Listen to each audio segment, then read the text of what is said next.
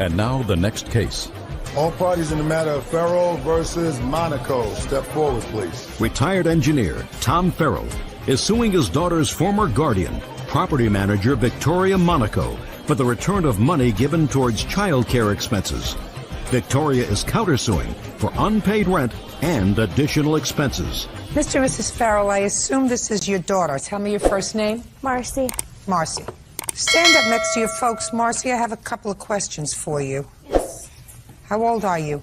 15. Well, Marcy was going through a difficult teenage period. And according to your complaint, after several failed attempts at other arrangements, you found the defendant who indicated she was prepared to let Marcy live with her. The arrangement was that she would be paid $50 a week. You advanced her $1,000. Marcy stayed how many weeks? I stayed about 2 weeks before I went to a residence. To a residence? Residential. It's a part of my program. Stayed 2 weeks, and you want the rest of your money back. That's what the case is about. Yeah.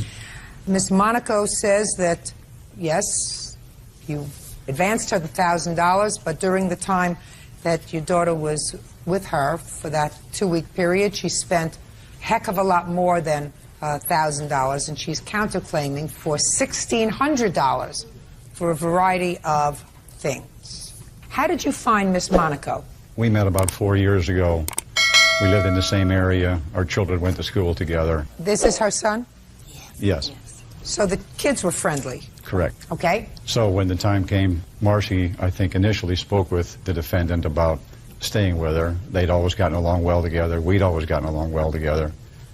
I met with Vicki. We talked about it. We agreed on $50 a week for housing and food. She indicated that was more than enough. My wife and I would pay for all other expenses, schooling, education, transportation, medical, whatever else needed. That was only for food and housing. After the 2-week period, things weren't working out. Marcy had to go to residence, which is part of the EDIP program that she's in through the juvenile justice system. So when it was time to come back, the defendant was in the arrangements of moving her household, looking for a new place to live. She said at the time that the reason for that was she had an abusive relationship with her boyfriend, trying to get away from him, needed some front money to get on with her life. So we were willing to advance her the $1,000 so that she could get a head start, get out of there and all that.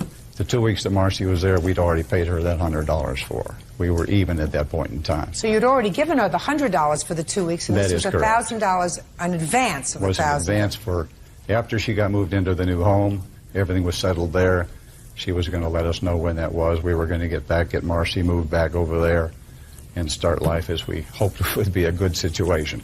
And then we never heard from her. Now, they paid you the $100 pursuant to agreement, $50 a week for the time that Marcy was with you, and they advanced you $1,000. Why shouldn't they get it back? Your Honor, they did not give me $100. And the $1,000 that he did give me that I received was for first, last, and security to move into a home. So Tom and Barbara have not given me anything towards taking care of Marcy. Just 1 second. How many people moved into your new home? Well, there was myself, my son Marco, and my boyfriend. He would come and go. Well, then why in the world would they? You have 2 adults and your child. Why in the world are they responsible for your first, last, and security? They're not responsible for all of it. So why don't you give them their $1,000 back? Your Honor, they were going to pay for half of it. What? It cost $2,700 to move in. Shh, listen to me. Why would they pay anything towards your moving in to a new residence with yourself, a very tall, able-bodied boyfriend who wears a lot of gold jewelry, and your 13-year-old son? Miss Monaco, you explain that to me. Marcy was with me in the home. So what? Well, he agreed to pay and help me in a better home, which he states right in here. Well, you show me where he agreed to pay for well, I can show first, you where... last, and security. No, it's not stated like that. It's stated for a better home. Let me see it.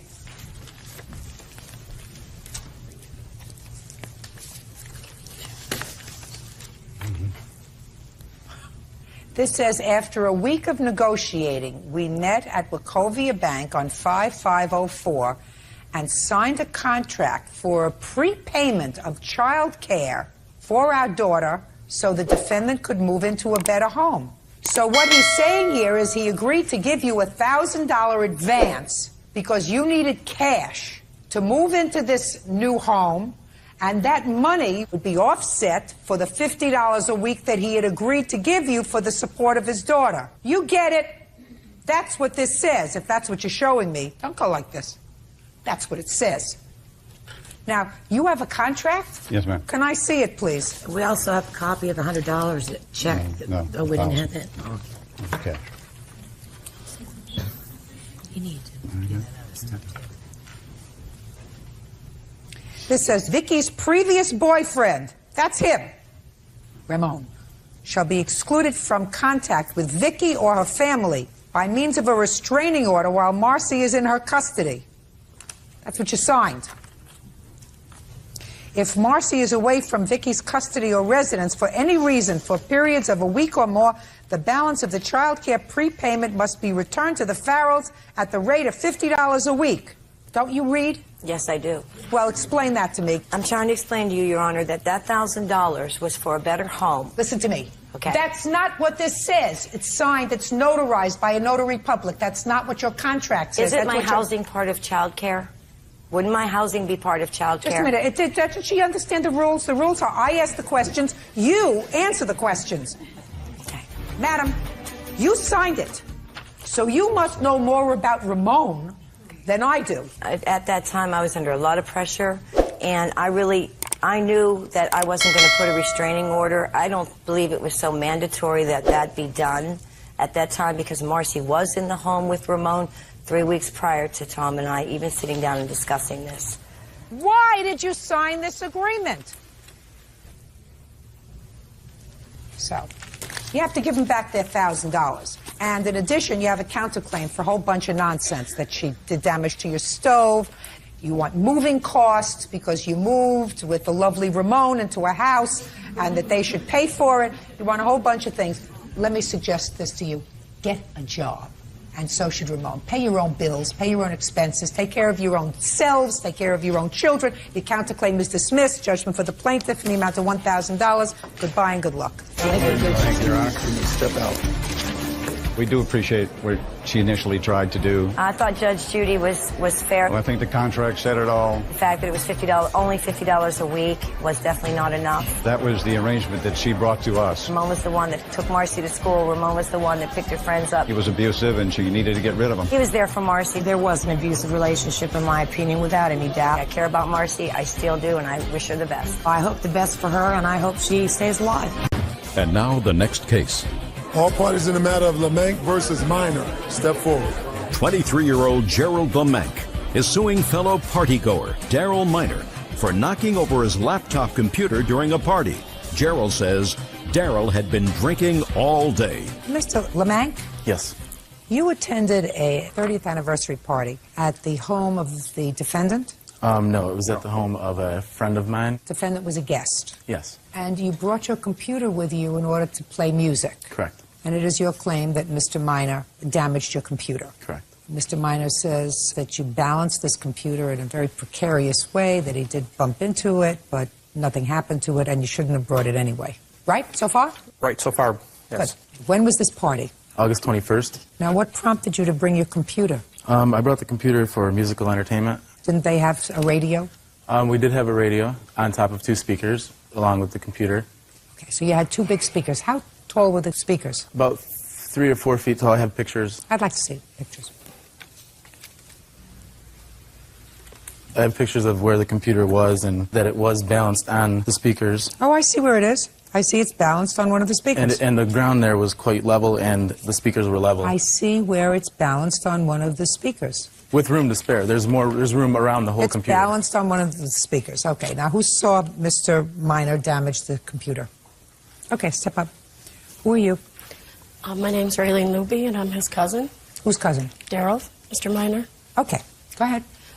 There was a tent there, and so I went outside the tent by the computer and where the beer was, and I was getting a beer, and he came around the corner, and he said, "What are you doing?" And then all of a sudden, he fell forward onto his knees, and the thing slammed shut. The speaker moved. He straightened the speaker back up, stood back up. I walked around. I said, "Jerry, you better go look at your computer." Daryl fell on it.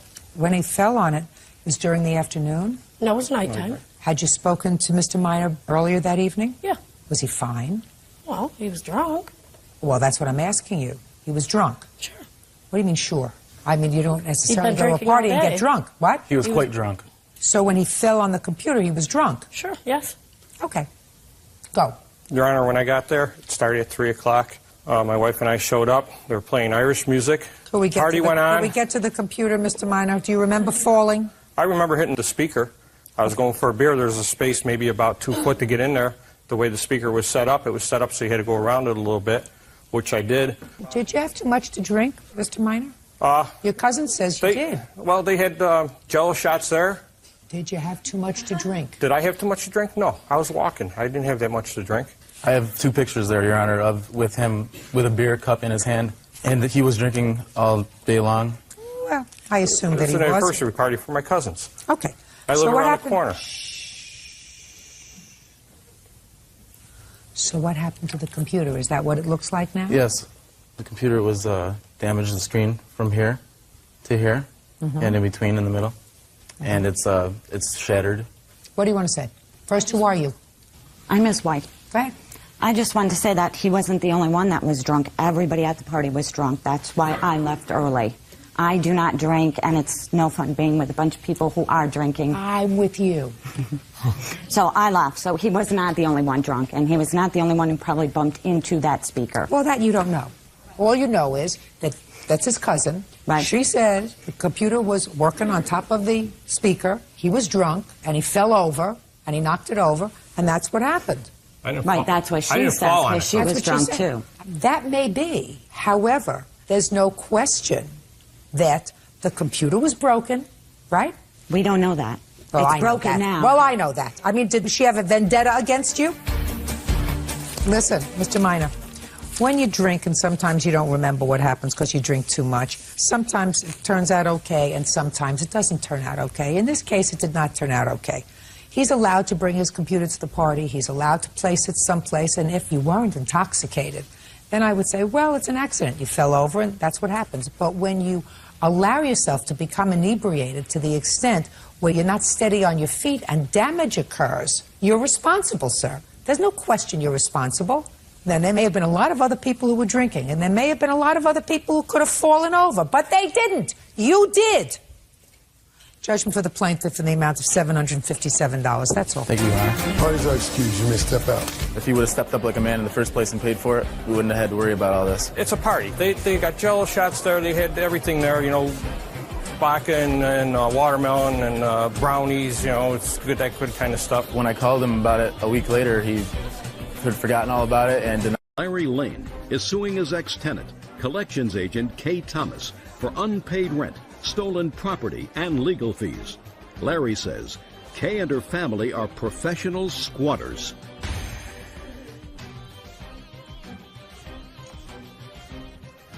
Now, this is case number 419 on the calendar, the matter of Lane versus Thomas. Parties have been sworn in. Judge, you may be seated. Folks have a seat. Mr. Lane, Miss Thomas was a tenant of yours. Yes, that's correct. And it is your claim that she owes you for rent, certain property that she took from the apartment or house that she had rented when she ultimately moved out, and that she also owes you for filing false charges against you in her application for a protective order. You claim that Miss Thomas and her family are professional squatters. Yes, I do. Which means that they go into people's homes, they rent them, they pay rent for a while, and they stop paying, and since it takes very often 6 months to a year to get them out, they don't pay rent, and they go from place to place, and that's a scam. It is a scam. And you're prepared to demonstrate to me that Miss Thomas and her family have a history of doing the same kind of thing to other landlords. Yes, I do. And I'd be interested to hear about that. In any event, when did you rent? Is it an apartment or a house? It was a 3-bedroom, 2-bath home, upper middle income with a When? pool. February, I rented her the home. She signed a lease on February 27th. Of She moved in 2004? on 2004. She moved in on March 15th, 2004. Who moved in? Valina Thomas, and the premises were leased to her and her daughter. In addition to her moving in, she moved her brother in. No, just a second. Who signed the lease? Valina Thomas and Thomas. Is that your husband? Yes, ma'am. How much was the rent, Mr. Lane? I asked for first, last, and the security How- deposit, $1,250, Your Honor. $1,250. I'm going to ask the questions. Yes, ma'am. You're going to give me the answers. If I need for you to expand, you're going to do that Thank you. for me. $1,250 a month. $1,250 a month. And they gave you first, last, and security. That's correct. Okay, so they paid for March, and it was a year lease? The check for March, Your Honor, was No, was it a dishonored. year lease? It is a year lease, yes, Your Honor. The check for March was what, sir? The check for March was dishonored by the bank. She alleged that her girlfriend had given her a $569 check. Okay, so the But check for March was bounced. Yes, Your Honor. Did she ever pay March rent? She did, Your Honor. Okay, when did she pay March rent? She paid March rent prior to April 15th. And she paid April's rent? She did pay April's rent, Your Honor. And what about May? She did not pay May's, June's, or July's. Shh. Did she and her husband and the rest of the people that she moved into the house, did they live there May, June, and July? Yes, they did, Your Honor. They lived there through August. Through August? Well, actually, they had abandoned the property, and I lived out of state, and I repossessed the property with a writ of possession on July 29th. I just want to know, Yes, ma'am. when was the last time they lived in the house? I wouldn't know. I didn't come back to the property until August the 7th. Okay, when was the last time you lived in the house, Miss Thomas? July 31st. Fine. Can I see your rent receipt from May? Did not pay the rent from May till June. Did Why? not. You lived there in May. Yes, ma'am. The rent was due on the 15th of every month. Right. I paid April's rent from April 15th to May 15th. Right. We notified Mr. Lane that my husband's job was transferring him. First, we notified Mr. Brown when we paid April's rent that my husband's job was transferring him to Sarasota, Florida, which is 2 hours away from where we were living. He said, just let me know the date when you're going to be moving. Told Mr. Lane called. He said, I'll tell you what. He says, you paid half of May's rent, and I will return your security deposit if you're out before June the 15th. However, when I asked for a letter stating the fact, everything changed. He sent me a 3-day notice to vacate. Then he sent me another 3-day notice from a realtor company. So what? A month later. So what? Months later, you were supposed to be out. Why weren't you out in June? Because he didn't follow his agreement either. Why weren't you out in June? Because our house wasn't ready that we were moving to. And Then why didn't you pay rent? we told him we were moving. And he said that... Just a second, I don't understand something. Just a minute. Miss Thomas, if what you're telling me is that you moved and that's why you didn't pay rent, that's fine. But what you're telling me now is that you told him you were moving, but you didn't move because your house wasn't ready and you didn't pay rent. Just a second. Okay. Let's get to objective facts. Okay. Miss Thomas. Okay. Who is this? This is my daughter, Heather. All right. Is she a witness? Yes, she is. Fine. Then unfortunately she has to stay here. That's fine. If you live in an apartment or a house that doesn't belong to you, pursuant to a lease, if you live there, you have to pay rent. I agree. I don't want to hear any baloney about why you didn't pay rent. I never said I didn't know it. I owe him for May and June. Oh, well, that's not what you're saying here. I have it. Just a second. I don't see in here that that's what you say, that you owe him for May and June. Let me see. In June, we could no longer afford the premises. That's what you wrote in your answer. That's what you swore to. Mm-hmm. And also, we found out that my husband was being transferred in the latter part of July. Yes, ma'am. What does that have to do with May and... Stop playing with your papers. So that has nothing to do with May and June's rent. I agree. I mean, we owe May. We owe May and June. Let's move on. We informed the plaintiff that we would be moving, and Mr. Lane was not very happy. He said that if we paid half of May's rent, he would refund our deposit when we moved. However, the money we had given him when we moved in was enough to cover up our rent until July, so we weren't going to pay him anymore. You got a whole bunch of excuses here, and you can't seem to keep your story straight. You lived there in May, you lived there in June, you lived there in July, and you didn't pay rent. Nowhere in your answer do you say, well, I do owe him for May and June. I've always said I owed him, even in the court doc. Would you do me a favor, please, Bird? Would you show this answer, this sworn answer that she signed to her, and ask her, maybe I missed it, you know, I don't know how I scored in reading. Show me in your answer where you say you acknowledge that you owe him for 2 months' rent. I never acknowledged that I owed him for 2 months' rent. Until now.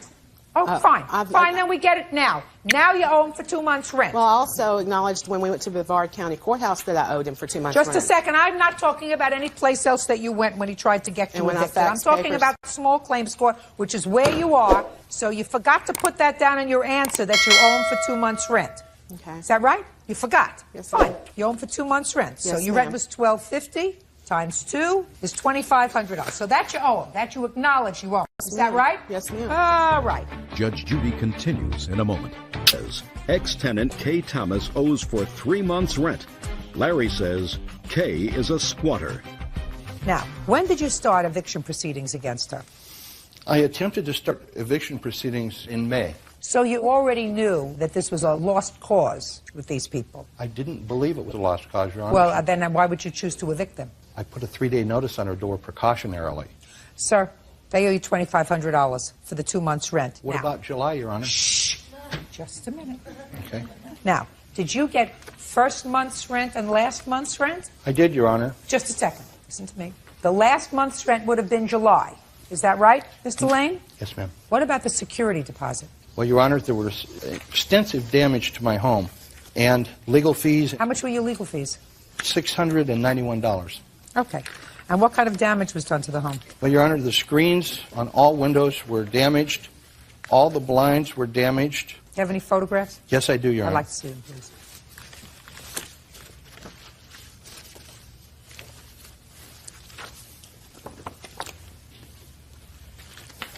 I also have receipts for blinds.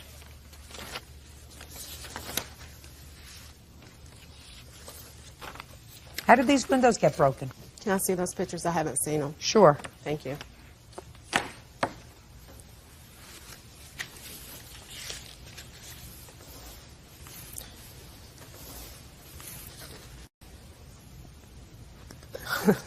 Your Honor, I have pictures also. I'd like to see The day them. before we moved in and the day we moved out. Would you like to see those? I would.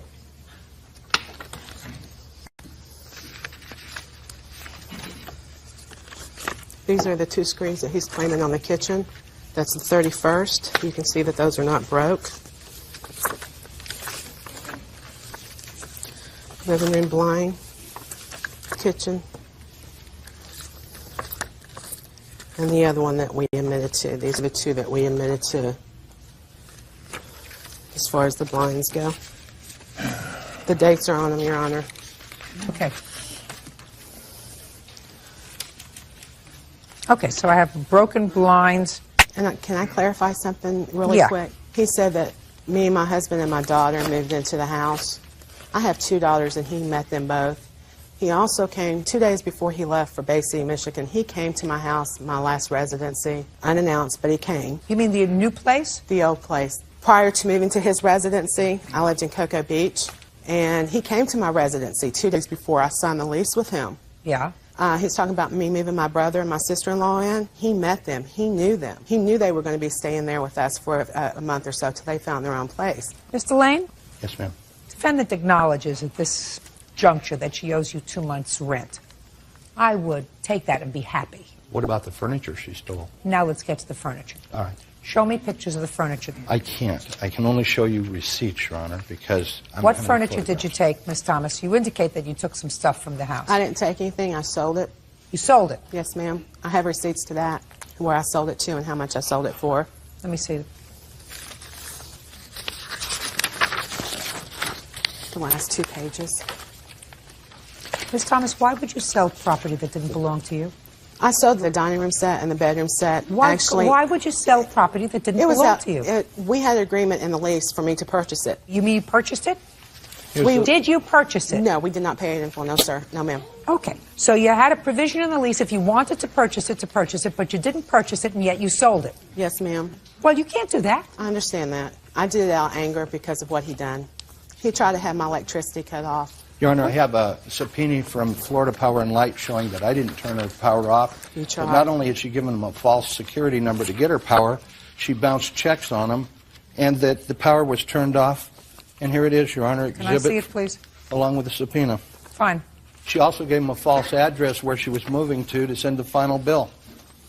I corrected it for Florida Power and Light so they can collect from this deadbeat. Shh. You owe money? Yes, I'm paying them $75 a month. Yes, ma'am. For money that you owe them? Yes, ma'am. Well, I you made gotta pay your arrangements. bills, madam. If you don't pay your bills, bad things happen. They turn off your lights, they turn off your Ma'am, water, they my turn off lights your were turned- electricity. That's what happens when you don't pay your bills. Listen, you can't sell property that doesn't belong to you. understand that. You didn't pay your electric bill. That's why you're paying $75 to make up what you owe them. Your Honor, her lights were turned off June 26th. Okay. Not interested in that. How much is this stuff worth, sir? Dining room table with a hutch, a wicker bedroom set, King-size bed, king-size bed. armoire. How much did she agree to pay in the lease for the things that she sold? She was going to pay $50 a month, but never consummated that. No. Mr. Lane. She was going to pay What- $50 a month and the balance on conclusion of the lease. Okay, The lease agreement shows $50 that. a month Paragraph 22, times page 12 is $600. 8. Yes, Your Honor. And the balance upon the termination of the lease. What was the furniture sold for, Mr. The Lane? furniture was sold for $1,250 $1,250 in total. total. Is Yes, that Your right? Honor. Mm-hmm. Is that right? That's correct. Then that's what you owe him. I understand that. Never said I didn't know him for it. Yes, you did. Show her the answer. She said the stuff he left in the house was a bunch of junk. I was referring to Just a second. I was referring to the refrigerator. Show me in here where It's you not in that acknowledge that you owe him money for the furniture that you sold. It's not in there, ma'am. Right. It's not in there. I was referring to the refrigerator. Mr. Lane, Yes, ma'am. I would like you to give me whatever proof you have that the Thomas family are squatters and scammers. Please. So far, I would tend to agree with you. Your Honor, I did a background investigation, and I should have done this prior to it, but my grandson was in a hospital. This shows that she was evicted. This is a background investigation from the internet that shows 6 bad checks and cable fraud. You got anything else? Yes, I do. She currently is in Bradenton, Florida, in a diversion program for first-time offenders for bad checks. And I don't know about anything else, Your Honor. I just knew Is that all this- correct? Are you The currently- bad checks. Yeah, a bad check. Yes, ma'am. It was the first time offender where I wrote a bad check. Yes, ma'am. It was the first time you got caught. No. No, it's It was the first time you got caught. Your Honor, this account... I don't understand you, Miss Thomas. I don't understand why you believe. How old are you? 19. May I? Well, you know, she's not a baby, so she can be here. Your Honor, Listen. this account was written on a closed account, which she alleged somebody had given her a check. You already gave him a bad check. May I Come see on. that Closed account? account. May I see that account, please? Yes, ma'am. And I took care of it. As soon as he told me that it had not been paid, I gave him the money. Care of it. Okay. Took it out of the I account. see it. So Your it Honor, wasn't she that told he... me that the check had bounced and yes, ma'am. Mr. Lane, Yes, how long ma'am. have you been a landlord? This was the first time I rented a piece of property, and I must have had stupid written right across my forehead. That's true. I understand. Your Honor, I have one other thing I'd like to say briefly. Go ahead. Your Honor, there was property in my garage, and when I reported my furniture missing to the police, they said it was a civil matter. They couldn't do anything. But the property that I had in my garage was a side-by-side refrigerator, a Craftsman lawnmower, and a power edger. She disposed of that equipment. I went back down to the police department. They sent me out to her house to inspect again to see if the property was moved indoors or in the backyard. And as I tried to go in, she had me arrested for battery. He was not arrested, Your Honor. He was never charged. She filed charges. I have police reports. Did you get your refrigerator back? No. And you the other get your- landlord, You didn't get it back. Did you get anything back that was in the garage? no, I didn't get anything back. Where's Not the even the stuff? keys to the house. Where's the stuff? I'm not talking about the keys. Where's the stuff? Can I explain what led up to that? No. I just asked you where the stuff is. It's gone. What do you mean it's Mr. gone? Brown. It went to the refrigerator ferry. Where did it go? We got the junk guy got it because it was no good. The gasket on it was broke. It wasn't keeping the air in. It was leaking water. He left it. He did not want it. Just a second. When did you get rid of it? July the 8th. Well, if it was bothering you, why didn't you get rid of it when you first moved in instead We of were July the 8th? we were in the process of cleaning out the house, getting everything done. We had talked to Mr. Brown. He said it was given to you, whatever. Mr. Lane didn't want it. Do whatever you wanted to do with it. Did you say that to her? No, ma'am. We Of even course cleaned not. it out. Of course not. Well, Your Honor. what you're supposed to do is also- I'm speaking. Yes, What you're ma'am. supposed to do is stop making excuses. I'm not making excuses, Well, Your you Honor. did. You made excuses. You made excuses to But me. he's saying I destroyed his house. He inspected the house on I'm July not the 21st. talking about the inspection of the house. I'm talking about several things. I'm talking about the rent that you owed him. I agree. For $2,500. Yes, ma'am. I'm talking about the furniture that you agreed to buy, which you didn't buy, which you sold. Yes, ma'am. So you owe him $1,250. I'm talking about the merchandise that was in the garage that you disposed of the same month that you moved out. The same month that you moved out. You didn't say to me, listen, he had all this junk in the garage and I was paying for the garage, so when we moved in, I got some junk guy to come over and get rid of it. You disposed of it the same month that you were moving. Ms. Thomas, you did the wrong thing. And what you're supposed to do, put that down. What you're supposed to do when you do the wrong thing, especially if you have a child here, is you're supposed to say, I did the wrong thing. I did. I meant I did that. Well, you didn't admit it to me in the answer. Judgment for the plaintiff in the amount of $5,000. That's all. Goodbye. Parties are excused. About The previous two landlords, she also squatted on them and sold their property, including a refrigerator as well. I would advise any landlord to look at property research records and make sure that they're talking to the exact reference, because she gave me false references in this case. I started to walk into the house to inspect it. She went like this in the doorway. My belly touched her belly, and next thing I know, I've got a officer wanting to arrest me for assault. If you're going to be a landlord, and if you haven't done it before, hire a property management firm. I am not a property manager. My office manager of the insurance agency is a great office manager, but he's not a property manager either. They know how to evict them, they know how to detect them, and they know how to background check them. I'm glad that I was able to come to Judge Judy, because I know she's the only woman in this world that would be able to give these squatters the tongue lashing that they needed. Student Jill Waters is suing her ex-husband, landscaper Richard Boris, for the cost to fix up their son's classic Ford Falcon.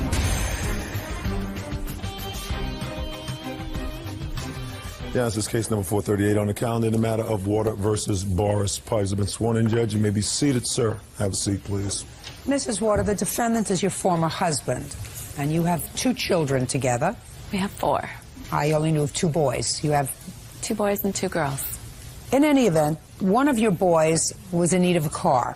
So you called your ex-husband because you knew that he had a car that was not running, an old car, 40 years old, a classic car, and you made the following agreement with him, according to your complaint, that you would invest your money in getting the car up and running if he would give the car to your son. What's your son's name? Luke. And Mr. Boris said, okay, go get it. It's laying over in my father's property because it's not running. So far, correct? I went down and prepped the car. We pulled it out and cleaned it up. My son. But it wasn't running. It wasn't running. And you took the car, and over the course of the next several months, you put the car in running order and invested, according to you, almost $4,000 in the car. And at some point, there came a problem because you couldn't title the car and get the insurance on the car and turn it over to Luke because there was some problem with Mr. Boris. Yes. And you ended up buying your son another car. Right. And now you're suing him for the money you invested in his car. Yes. So I'm going to turn to you, Mr. Boris, and ask you some questions, sir. Sure. First, tell me what year car this was. 1964 Falcon. And how long have you had it? 30 years. And according to your answer, it had been your intention always to give the car to one of your sons. Correct. So it's clear that you and your former wife had this agreement that she was going to fix the car and you were going to give the car to Luke. Right. And she did fix the car and invest thousands of dollars in it. No, she said she had it fixed, but it still didn't run right. After spending that amount of money, it didn't run right. She spent thousands of dollars on the car. Correct. How many thousands of dollars do you have documented that you spent on the car? $5,293. So what happened, Mr. Boris? When they picked the car up, I only saw it one time after they picked the car up, and I had asked on several occasions to be included in the repair of the car because that was our dream.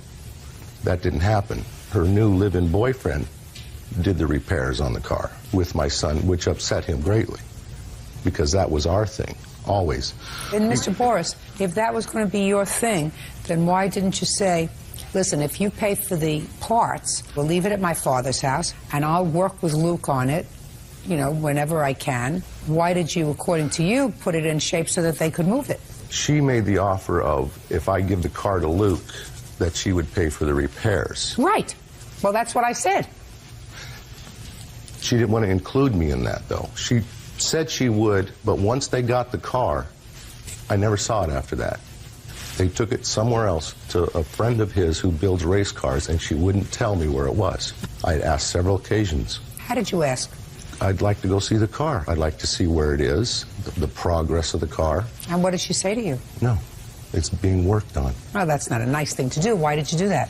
Well, I don't recall ever saying that. The car was at the mechanic's house for a month while he was rebuilding the engine and doing major work to it, and then we brought it home, and it was parked in front of the house until the police came by and told me that the registration was not valid, even though I had plates and tags. So we had to move it off the street. So we did park it at a friend's house who has some property. Well, what do you need to get the car in a state where it can be registered and have proper tags? Just a signed statement from him stating that he has given the car to my son, but he refuses to do that. I have a thing from the DMV. My son has the proper paperwork. The reason that the DMV kicked it back out was because she tried to add her name to it. Her name How old is Luke? 16. He can't register the car himself. He can become the legal owner, though. No, he can't. He can't. She needs an insurable interest in the car in order to get insurance on it. Anybody who wants to insure a car has to have an insurable interest in that car. Otherwise, you could take out insurance on my life, for instance, and then I wouldn't feel safe. Do you understand? So your 16-year-old son cannot own this property alone. He has to own it with a parent, with an adult, or with his guardian. More than willing to be a co-owner with him. Well, that wasn't your agreement. And the agreement wasn't to make her the owner either. No, she's not supposed to be the owner. But if she... There on the paperwork, it's trying to show that she's trying to put her name on the title. With Luke? Mm-hmm. Well, so what's wrong with that? She's just paid $5,000 to fix it. Because my son told me once she takes ownership, because she bought him a new car. She went and spent thousands of dollars more for a new car rather than to continue to invest in fixing that car. And my son has told me that once she becomes the owner, she's going to sell it. And that was never the intent. Miss Water, is it your testimony today that if you are successful, that it is your intention to give this car to your son, or is it your intention to sell it? My intent was to get the car running for my son. I tried to do something nice because I knew he wanted to give the car to one of his sons. So I said, you give him the car, I will pay to have it up and running. He failed to follow through on his part. No, madam. He refused Listen to sign me. a bill of sale. He did not want to sign a bill of sale to you and Luke. He says, I don't have a problem with signing a bill of sale over to myself and Luke, but not after to... I invested the money. What? It could be in my son's name, but as you state, it cannot only be in his name. Correct. And he said, I'm not making my former wife a gift. I'm making a gift to my son. So he has no objection to giving you a bill of sale so that you can act as emissary to have the car registered and insured. Correct? Yes. That's not unreasonable. That was your agreement. Your agreement wasn't that he was going to reimburse you. I have a younger son whom also I had planned on once he reaches the age to pass that car on to him. Listen, you can only pass the car to one child. You made an agreement with your former wife. Your agreement was that she would fix the car. She would pay to fix the car, and the car would be Luke's. Right. And it is only by virtue of the fact that the law proscribes a 16-year-old from owning a vehicle because he can't insure the vehicle that I come up with this solution for you, sir. And she is the guardian and custodian of your 16-year-old son, so you cannot sell this car without her permission. Are you following what I'm saying? Yes, I would turn the car after Luke is 18. No. It's a family heirloom. It's something I want to keep in the family. Mr. Boris, listen to me very carefully, sir. You made an agreement with your former wife. And Luke. And Luke. And you will, and I will issue an order, that you will do a bill of sale to your son and you as co-owners of this car. And you will deliver that bill of sale to your former wife, giving her the ability, because that was your agreement, to register the car and insure it. If Luke chooses to drive it, that's fine. If he wishes to insure it, that's fine. If she wishes to keep that car on her property for the next 2 years until Luke is ready to take it himself, and I assume, sir, that you want to maintain good relations with your son when he's 18. I assume you're going to sign the car over to him. Correct. Right? Right. Perfect. That's the solution. So within 5 days from today, you will deliver that statement to your wife, along with the agreement that when Luke turns 18, he will become the sole owner of the car. Is that reasonable? That's reasonable. Understand? Good. Thank you. That's all. Parties are excused. You may step out. I'm very frustrated. I put a lot of money into that car, and I wasn't able to get it registered so my son could use it, and he needed another car, so I have spent more money than I needed to. She let her new live-in boyfriend do the work on the car with my son. They're just allegations. I gave him plenty of opportunity. The only thing is he wanted me to fund his time with his son. That had been something that my son and I had always planned on doing together, not some guy that she has living in the house. He makes everything difficult. It's been this way for years. I just hope we can put it behind us. Mary Bankston is suing her ex-boyfriend, mechanic Weldon Hultgren, for charges he made on her credit card. Mary says she took Weldon in after he was released from prison.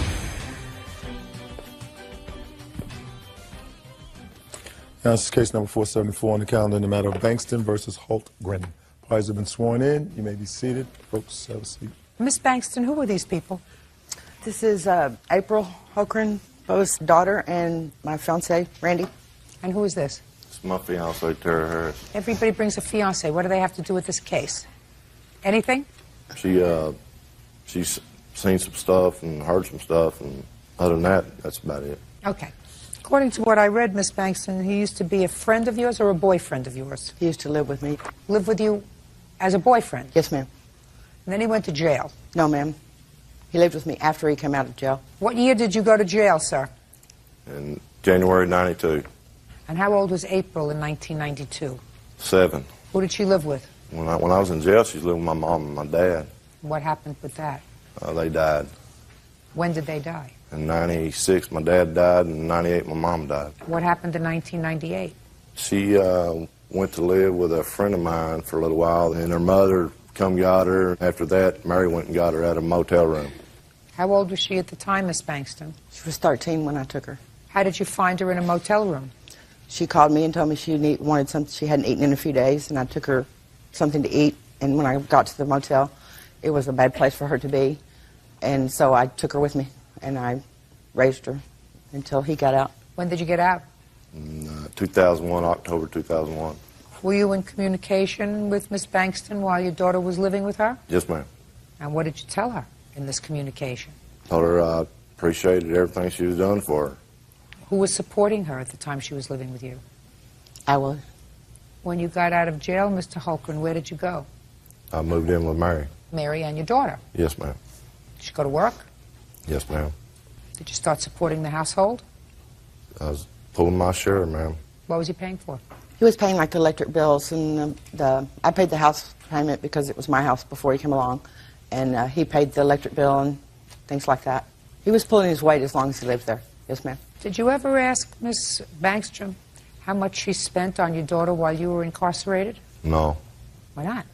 I don't have any idea why I didn't. Well, this lawsuit's very simple. It said that at some point you used her credit card after you got out of jail while you were living with her. You used her credit card. You told her you would pay for the bills on her credit card, and you didn't. And you owe her some money, $1,100. Right. So? She got me some credit cards off her account, and went and ate on them and done some stuff on them. I took my boy to World Series, Little League World Series up in Oklahoma on a gas card, and other than that, I was paying them until I left. And so what happened when you left? I don't know, it wasn't a good scene. Did you leave with your daughter or without your daughter? I left without my daughter. So you left your daughter there? No, she wasn't living there at the time, I don't think. Where was she living? Living in another place. Where was she living? She was living with another friend of ours. Why? Her and her father did not get along, so she moved out of the house. Okay. Can I see the charges that he made? Yes, ma'am. Thank you. Would you like all the evidence? Or just sure.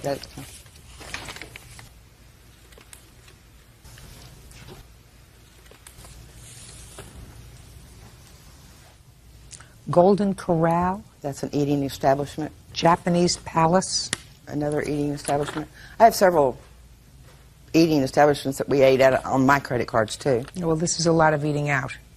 Been 10 years since I ate out anywhere, so we kind of ate out pretty regularly. So why don't you pay for it? Well, I really don't feel like I owe her anything on that because I put a, you know, I've done some other things, you know. I wasn't trying to get anything from her that I've done over there. I mean, you know. Well, give me an example, sir. I put a storage building in her backyard. It was like $900-something bucks. I helped put a central air and heating unit in her house. That was labor on there. I put some electrical work in the garage and stuff. Well, how much do you think it takes to support a teenager, sir? A month? Quite a bit. Listen, you know, if you have a large golden retriever, you can't take care of a large golden retriever for less than $100 a month. So Right. would you say it costs $200 a month to take care of a teenager? At least. Let's try 3. Yeah, probably. 14 months, right? And she was there 14 months, and you didn't pay any support, right? So why would you stick her with $1,100 worth of bills? The bottom line is that it was kind of crazy over there. There's several things that happened, and, you know, she wrecked my motorcycle and all that, you know, right there She what? at the end. She wrecked my motorcycle. She wrecked your motorcycle. I couldn't understand. She Right. wrecked your motorcycle. How'd Right. she do that? Well, she took off on it and crashed That he it. wouldn't even had if I had not had financed it for him.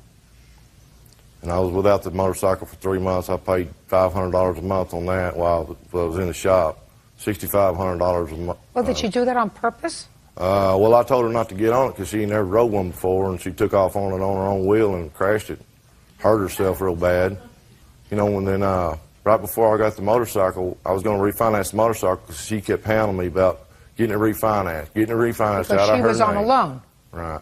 And, Well, she asked you to refinance it because she didn't want to be on the loan. Right. Well, So that sounds right to me. Well, I finally did that, and the day I was No, going he to... didn't. The day I was going to refinance it, she called me and told me that she wasn't going to sign off on that loan until I give her $1,000. And I said, well, I ain't give you $1,000. And I went up there and traded it in and got it out of her name anyway. What a prince. This is your fiancé. Is there anything you want to say to me? Yeah, do I need to stand up? You do. I just have one comment, and that is whenever he went to refinance the motorcycle last year, he got his credit report and got it back, and it was about that thick, where he only had 4 credit cards in his name that he had gotten since they split up. Well, this had 18 open accounts on it. We're not talking about the charges for those. I know, but what I'm saying is... What's your name? Tara Harris. Miss Harris, how old are you? 32. You have children? 1. How old? 12. Who supports that child? Me and him support him, and I get child support. Get child support from the child's father? Yes. Get child support every month? No, ma'am. Every week? No, ma'am. How often? Supposed to get it every month. Yeah. And what happens? He's been living at my house. He was with his dad. He's been living with us for the last year. Oh, so And- before that he was living with his father? Yes, ma'am. Were you paying child support Yes, to his ma'am. father? How often? Out of every paycheck, weekly. Now, when you don't get child support from his father, does that annoy you? Yes, ma'am. And that child is biologically related to you. Correct. And biologically related to his father. How do you feel about somebody who doesn't feel any responsibility to somebody who supports their child for 14 months? She lived with me for 5 years before he got out. 5 years. And pays for clothes, doctor, shoes, vacation, everything else. And doesn't say, as soon as I get out, I'm going to start paying you back for whatever you laid out because I know that that's my responsibility. Think that kind of person has good moral fiber? Actually, I think Bubba does have good moral fiber. He just, he didn't work for 10 years. He didn't have the money. Well, he does now. Yes, ma'am, he does, and he So greatly just a second. appreciates. Just a second. I don't care if he appreciates. You got to put your money where your mouth is, honey. Appreciating is not good enough. How could you say he's got good moral fiber? He's working now. And if his child was supported by a stranger for 5 years, and not only supported by, but nurtured by, stayed with, took care of when she was sick, whatever else, you start paying that back. You start saying that was my obligation. And because I committed a crime doesn't mean that I don't have that obligation. So instead of not paying her support, now, I'm not talking about a year ago or 2 years ago, I'm talking about now. Instead of supporting your child, to whom he is not obligated in any way legally, should send that money to her. She's not even suing for that money. I would love for her to do that. All she says was he used the credit card, $1,100, and that he should pay. Don't you think he should pay that too? Minimally. No, I don't think he should pay that credit card debt. You think he should pay her for supporting his daughter? He's probably, yeah, I would say that he's probably responsible for that. Well, she's not suing. She's not suing him for that. She says, I took that responsibility on myself, and I'm not even going to pursue that. I just want what he's supposed to pay me on the credit card when he left. You get my drift. Yes, ma'am. Good. Judgment for the plaintiff in the amount of $1,100. That's all. Parties are excused. You may step out. I felt he can buy other things. He can buy a new Harley, but he couldn't pay me $1,100 for credit card bills that he charged up. What he'll go for? I mean, I don't know what I've done. If she wouldn't have been here, I don't know where she'd be, you know. He has somebody else. I have somebody else. We're friends. We have a daughter together. I'm just glad she's going to get paid, so I don't have to hear him argue anymore. I will never put nobody on my credit cards ever again. Personal trainer Raymond DiNardo for misrepresenting the sale of an Incredible Hulk comic book on eBay. Raymond claims James got what he paid for. Quiet in the courtroom, please. Yeah, this is case number 510 on the calendar in the matter of Lovegren versus DiNardo. Parties have been sworn in, Judge. You may be seated. Ma'am, have a seat. Mr. Lovegren, according to your complaint, you did what a lot of other people are doing these days, and you bought something off the internet. What you bought was what you thought was a rare comic book, rare and valuable comic book, from Mr. DiNardo, who had put it on the internet. You paid him the money, and when you got the comic book, it turned out to be, according to you, not what you had bargained for. Mr. DiNardo says you got exactly what you bargained for. He sent you the comic book that he had, in fact, advertised on eBay or what? Correct, ma'am. What kind of comic book was this, Mr. London? Your Honor, this is an Incredible Hulk comic book, number 181. To collectors, it's a rare comic. It introduces a major character from Marvel Comics, the Wolverine, which means nothing right, except to a comic collector. It makes it very desirable. You're interested in this? All right, let me see the advertisement, please. They put it up on the internet. Somebody puts it on, so they have this for sale. This is the actual eBay advertisement. That's what I want to see. Nice taste. Okay. This says, Mr. DiNardo, and I just want to know if you put this up on the internet.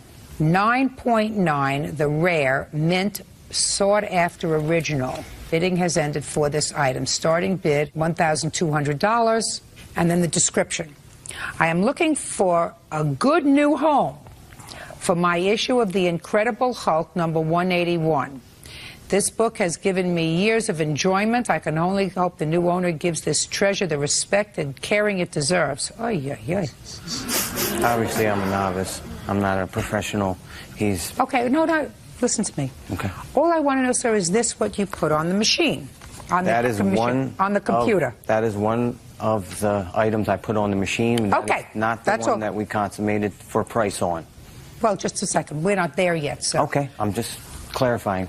No, you're not clarifying at all. You're going to listen to me. You're going to answer my questions, because in the unlikely event that you think that because I don't know a computer from a hole in the wall, never said that, you're going to be able to fool. And I don't know a computer from the hole in the wall, but I do know legitimate versus scam. That's what I do know. There was no scam. Listen to me, sir. He sent you $1,200. No. How much did he send you? $1,500. Okay, so there was a bidding on this. No, he had called me behind eBay's back, which is against the law. Okay, so he called, just a second, so he contacted you. Correctly. After I've took that off. What was the date he contacted you? I think it was November 15th. Is that when you contacted him? It would have been the 13th. I probably sent him an email. Okay, what did you say in the email? The email basically would say, I see your comic did not sell, and I asked if the book was still available. He sent me an email on November 12th. Can I see it, please? The book is still available, and it's got his phone number on it. So you called him? Yes, I called him, and it was probably the 15th that we got together on the phone. Okay, called him, he called you, whatever. You got together on the 15th, and did you make a deal for this comic book? Yes, and I asked him, one, because I can see the picture of that book is a CD comic. A comic like that comes encased in a clear plastic case. It's sealed in here. It is not counterfeitable. It has a barcode. It's registered with the company that grades it. That's one that you got. That's not this one. Right. That's just a sample comic, just to show you what it is. Mm-hmm. I asked him when I talked to him, now this is a CGC graded book at 9.9. He said it was. I said, and you have the receipt for that? And he said he did. That convinced me we were dealing with the real thing. Okay. We agreed on the price of $1,500 then, and I wanted to try and pick it up the next day. I called him back. Because you realized, sir, if you made this deal for $1,500, that was an incredible bargain. Yes. Because the value of it was how much? I figured it could be worth $20,000. Okay. So you thought that you had some dumb guy who didn't know what he had. Yes. Right? Yeah, absolutely. Absolutely. Okay. It happens. I know it happens. There are a lot of dumb people out there. Right, and I'm one of them because right. I sent them the money. Because you got a piece of junk and he's got you $1,500. Right, exactly. Yep. Go ahead. So anyway, I tried to call him back an hour later because I had to arrange to. We're 6 hours away. Let me ask you a question. Cut to the chase. You sent him the $1,500. I wanted to drive up there and pick it up. That way, I give you the money, I got the book. It didn't happen. Due to my job and maybe his, I don't know, we couldn't get together. On the 22nd, he called up and talked to my wife. He said that he was going to send the comic down to us. If I liked it, I could send him the money. I said, well, that's an incredibly generous offer. On the 25th, we got a call back that said his wife wouldn't let him send the book. Because not without it being paid for. Sure. Right? Can't blame a lot that. of scammers out there. Sorry. During that conversation, I said, well, I believed he had this book, that it was a 9.9 graded book. We arranged to wire the money, and that cost $109 actually, plus the $20 shipping. Still would be nothing if you could sell it for 20 grand. Absolutely. And I got to tell you, my wife is sitting there, and you know, you're thinking I'm a nut and stuff, but I don't spend $1,500 on a comic. I never have. In this case, I would, and the only way my wife would let me do that was I said, look it, I sell the comic, you keep the money. So anyway, I proceeded to wire Sounds the like money. she's the only one who's got a brain here. Judge Judy continues in a moment. Raymond Donardo, when he bought an Incredible Hulk comic book from him on eBay. You wired the money, he sent you the comic book, and it wasn't what you thought it was. What it is just a strictly graded, and I could consider myself a professional grader. This book grades very good to fine condition. On a scale of 1 to 10, the 9.9 is on a scale of 10. This is about a 5.5. Its value is about $300. And so you contacted him immediately and he said, send me my money back. Yeah, I said, I don't know, you know. When you put this 9.9 comic book on eBay, did you or did you not own it at the time you put it on eBay? I did not. Right. How could you offer to sell something that you didn't own? Because I was supposed to own it by the end of the bidding time, but that deal fell through. So that's where the problem is. That's a big problem. Correct. You can't put something on eBay that you don't own. Why can't I? Why? Because that's Dealerships like put that. cars on eBay that are on consignment. They technically do not own the vehicle. Having something on consignment, sir, is having a legitimate right to sell it. Okay. You don't have a legitimate right to offer something for sale that you don't own. Okay. And they just so happen to say, I will sell you this 9.9, and it happened to be the same comic book that you had that was that one, right? Same comic book, different condition, right? Correct. Karnak. What are the statistical probabilities of one schlepper who knows nothing about comic books having a nexus to two of the same comic books, The Incredible Hulk, at the same moment in history, and putting them on eBay at the same moment in history, one that's worth $300 and one that's worth $20,000? 1 in 10 million? More than that. They are 1 in, I'm not talking to you, I'm talking to my friend over here. That's like 1 in 20 million? Probably more than that. So now I want you, Mr. DiNardo, to reduce what Bird, who is a very conservative man, by the way, has calculated at a 1 in 20 million plus probability of you having your hands on the same 2 magazines at the same moment in history when he wanted to buy it.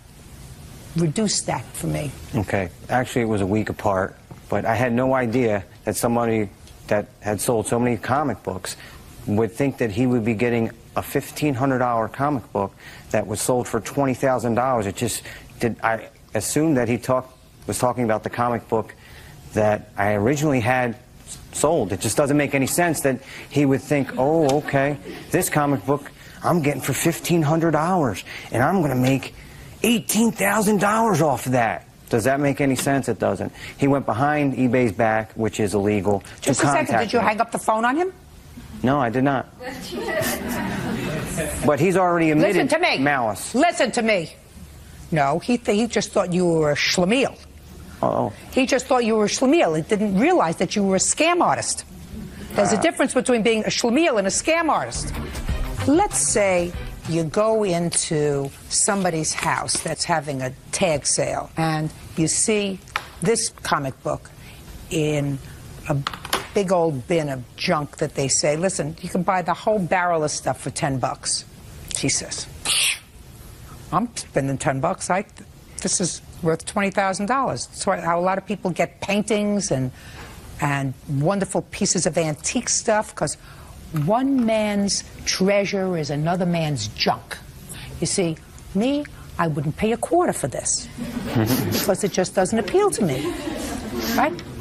Your wife wouldn't pay a quarter for this unless you told her you'd give her the profit, because she's just not interested.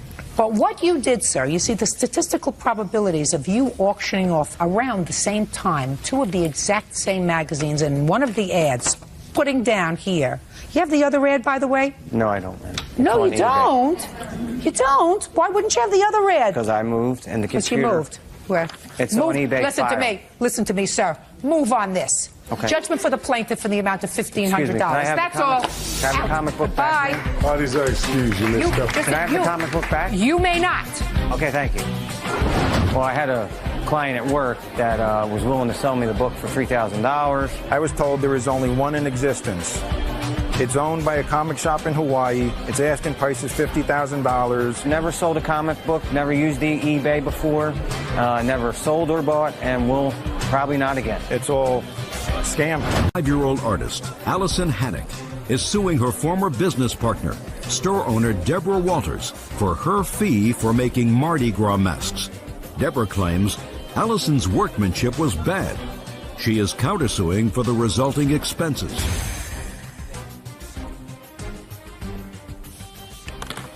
Your Honor, this is case number 524 on the calendar in the matter of Hannock versus Walters. Parties have been sworn in, Judge. You may be seated. Folks, have a seat, please. Ms. Hannock, according to your complaint, you and Ms. Walters knew each other and entered into a joint business venture. Correct. And the business venture was as follows. Ms. Walters would provide the funds and materials, and you would provide the labor in making Mardi Gras masks that were going to be sold this past year at Mardi Gras. In exchange for your labor, your agreement was that you were to be paid a certain amount per mask at the point that the mask was sold, which was $10. Correct? Yes. And how many masks were you supposed to make? We were trying to make 1,500 masks. And then there came a point when Miss Walters, according to you, said she no longer required your services for one reason or another. At that point, Miss Walters said, I'm only going to give you $2 per mask. Yes. Your Honor, that is incorrect. Completely incorrect, because we never talked about a set amount. That's what she says. She's incorrect. And you had completed 275 masks? Yes. And she gave you $100? Yes. That's also incorrect. I have receipts. So at that point, you say she owed you $550. She gave you $100, leaving a balance of $450. Right. Then you say she didn't pay you the $450, so now you're suing her for the entire amount. Yes. Which is, whatever, $2,500. Yes. Ms. Walters says that the work that you performed was substandard. You had a lousy work ethic. She is counterclaiming for the losses she incurred as a result of you not completing the work in a timely fashion and in a substandard fashion. That's her counterclaim. Okay. When did you enter into this business arrangement with Ms. Walters?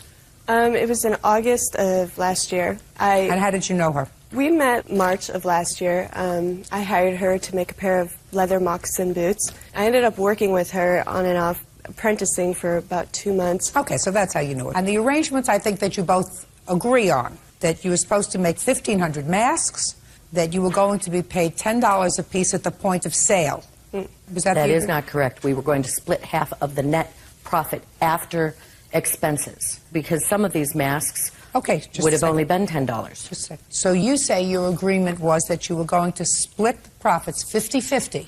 After the costs. You invested a certain amount in materials. An extreme amount in materials. Okay.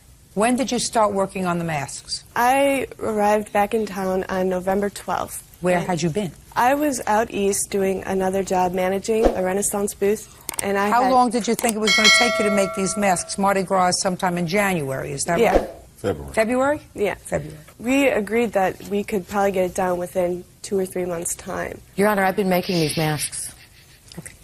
At what point did Miss Walters tell you she didn't want you to work anymore? I left for Christmas. It was December 28th, I believe, is when I got back. And I talked to her on the phone, and she said she was having a change of heart.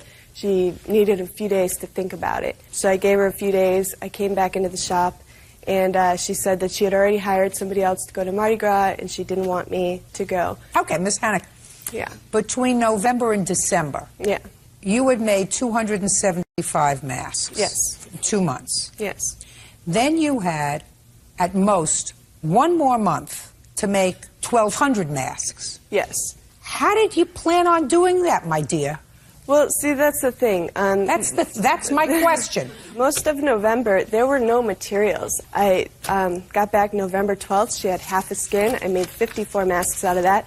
She did not order any more materials until November 30th. And I was pressing her. I was like, we have a lot to do. I have a lot of work to do. I can't work if there's nothing to work on. Shh, just a second. When did you leave for Christmas? I left on the 23rd. At the last minute? If you interrupt again, I'm going to rule against you. Do you understand? Yes, Your Honor. This is not a tea party. So she's going to have an opportunity to tell me her side of the story. Then it's going to be your turn. So you're going to have to learn to control yourself. Yes, Your Honor. That's the second time you said yes, Your Honor. Third time, you're out of here. Do you understand? Good. And that means your counterclaim is dismissed, and that means that she will be successful. Understood? Good. Okay. Now I forgot where I was. Do you remember where I was? I have no idea. Yeah. Somebody put a period. Okay. So far, I have 275 masks completed at the time when she said, I don't need your help anymore. Yeah. And how much do these masks sell for? About $20 at the cheapest. Is that correct? That is not correct. The base price is $10. Can I see an example of some of the masks that she completed? Is that one? Can I see it, please?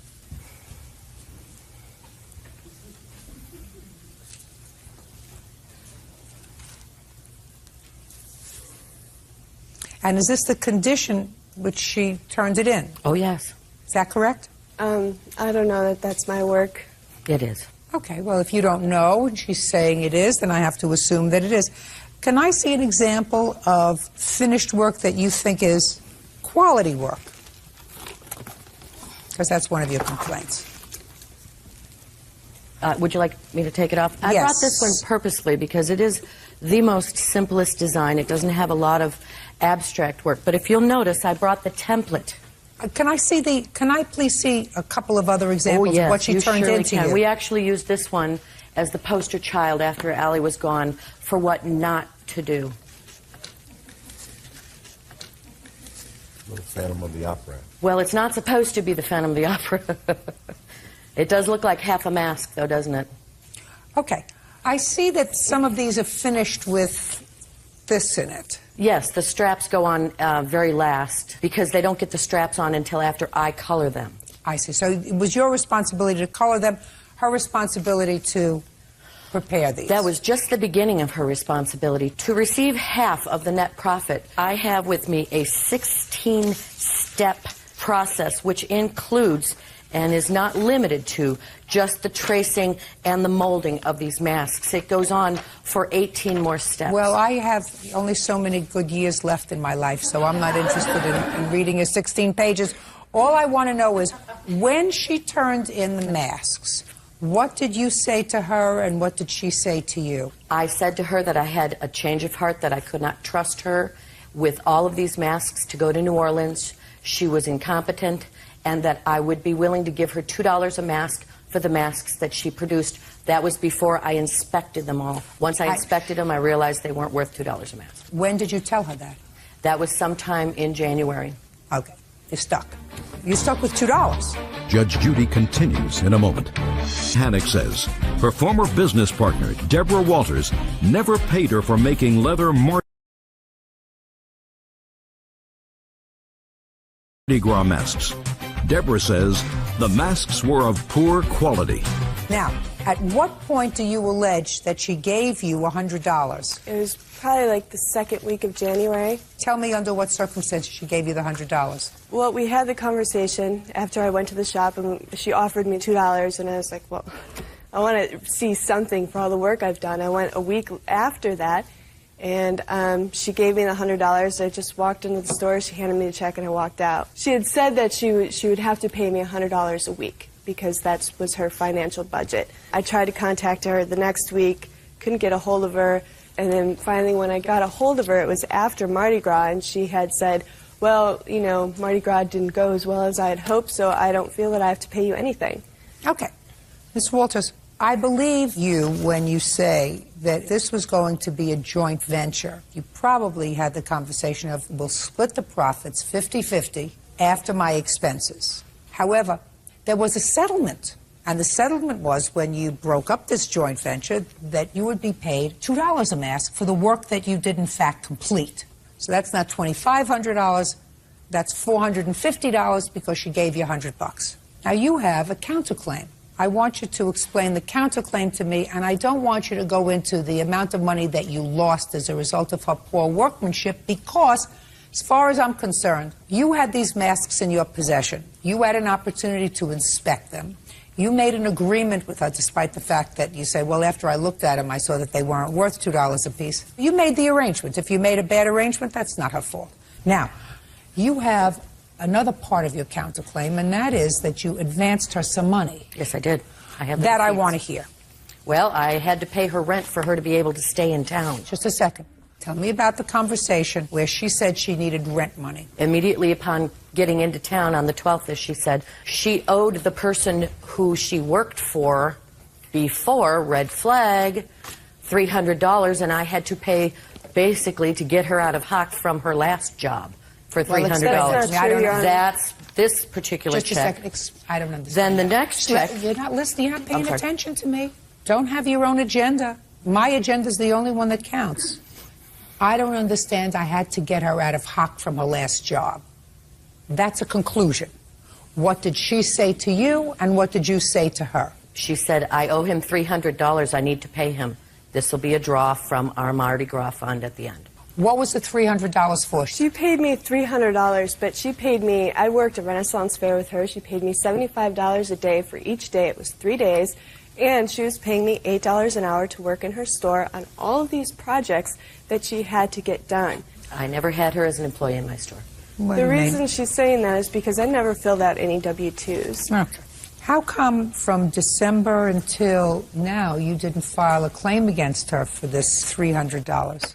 I was not planning on suing her. I was going to eat my losses, but once she brought me to court, I feel that it's only fair. If she wants to sue me for half of the profits, she should be responsible for half of the loss.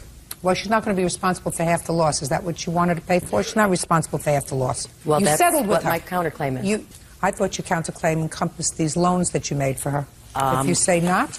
My counterclaim is for $2,100 to try to recoup some of my losses. Okay. Ms. Walters, then you make my job much easier. If what you're suing for is for half your losses, what I have found is the two of you settled whatever business venture this was when you agreed to pay her $2 a mask and she agreed to accept that amount. And that's the only thing that I'm hearing. I'm not hearing her request for triple that amount based upon what she could have made, and I'm not hearing your counterclaim for half your losses because she didn't do the job to your satisfaction. So I'm entering a judgment for the plaintiff in the amount of $450, which represents the amount due and owing to her on your settlement for $2 a mask. Thank you very much. That's all. Thank you, Your Honor. You may step out.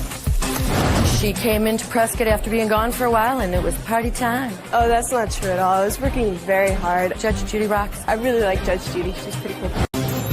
Homemaker Carrie Colmanero is suing her ex-husband, construction worker Michael Maddox, for having her falsely arrested for child abuse. Michael says Carrie spanked their 4-year-old son with a cutting board. All rise. Yeah, this is case number 91 on the calendar in the matter of Colmanero versus Maddox. Parties have been sworn in, Judge. You may be seated. Sir, have a seat, please. Mrs. Colmanero, you and the defendant used to be married. Yes. And you have children together. And it is your claim that your former husband made false claims that you had and continue to abuse the children that you have together. And as a result of one of those claims, you were arrested. You want to be compensated to the tune of $5,000. And Mr. Maddox says that you have a history of child abuse, the excessive corporal punishment of the children. He believes that you are still using corporal punishment on the children, and he has every right, and not only the right, but the responsibility as their parent to notify protective services and or the police that his children are at risk. Right? Yeah, right. Okay. How long were you married? 5 years. How many children do you have? 2. How old are they? Hayden is 7 and Trevor is 5. Do you have other children? Yes, I do. How old are they? I have a 13-year-old. Whose name is? Is Cody, and a 9-year-old who is Jared. Those children also live with you? I do have my son, my 9-year-old lives with me. Where is Cody? Cody moved in with his father about 2-3 months ago. Were any of those 2 children the subjects of child protective proceedings or complaints? The accusations have been made for all 4 children. By whom? By Michael Maddox. By anyone else? By my husband. His ex-wife has also made claims. Well, does your husband have children? Yes, he does. How many children does he have? He has 3 children. Were there allegations of corporal punishment made by his former wife with regard to his 3 children? Yes, there has been. And what were the nature of the complaints that were made by his former wife? Molestation, different things of that nature. I'm talking about excessive corporal punishment or corporal punishment. You know what that means? Okay. Corporal punishment? No, that means hitting excessively or using an instrument to hit. For Cody, Jared, Hayden, and Trevor, there has been accusations made on all of the children. To excessive corporal punishment? Yes. By Mr. Maddox? Yes. And by your husband's former wife? Yes. Okay, now we're getting there. When was the allegation made with regard to Trevor and Hayden that caused you to become arrested? Tell me about that incident. That happened on February 12th. Okay.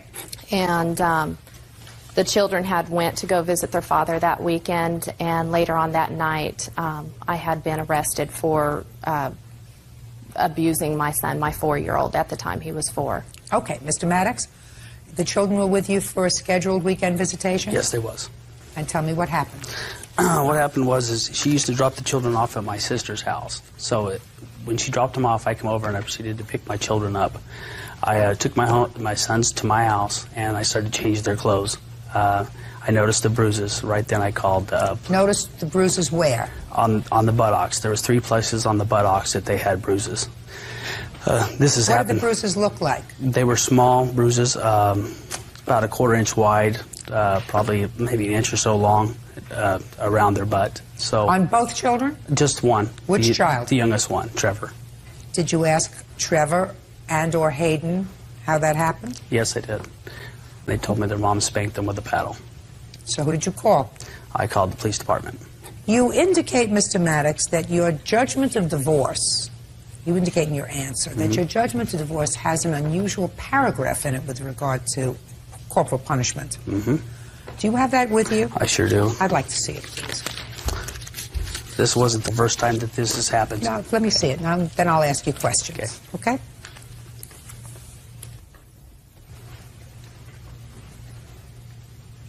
Well, there is a paragraph in your judgment of divorce that provides that neither party shall allow the use of corporal punishment upon the children. Was that a negotiated term of the separation agreement?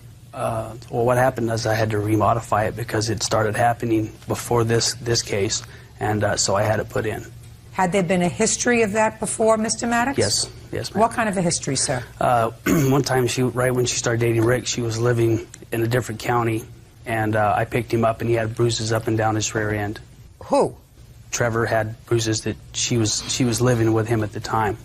And so I took him to the county that I was in, the police department. They took pictures. Well, they proceeded to try to find her, but she had came back into Stanislaus County, a different county, and they couldn't go over into that county. So I proceeded to have that, the CPS from the Merced County was checking it out, and so when she moved back into Stanislaus, the case kind of got dropped. After you called the police, what happened on the 12th of February of 2003? The officer took the report. He called another officer out, a female officer that takes the pictures, and she proceeded to take pictures. Then he told me that... Don't tell me what he told you. Oh. Just tell me, did either of the officers that respond speak to either Trevor or Hayden? They did. They spoke to both the children. And subsequent to that, they came to your home and arrested you?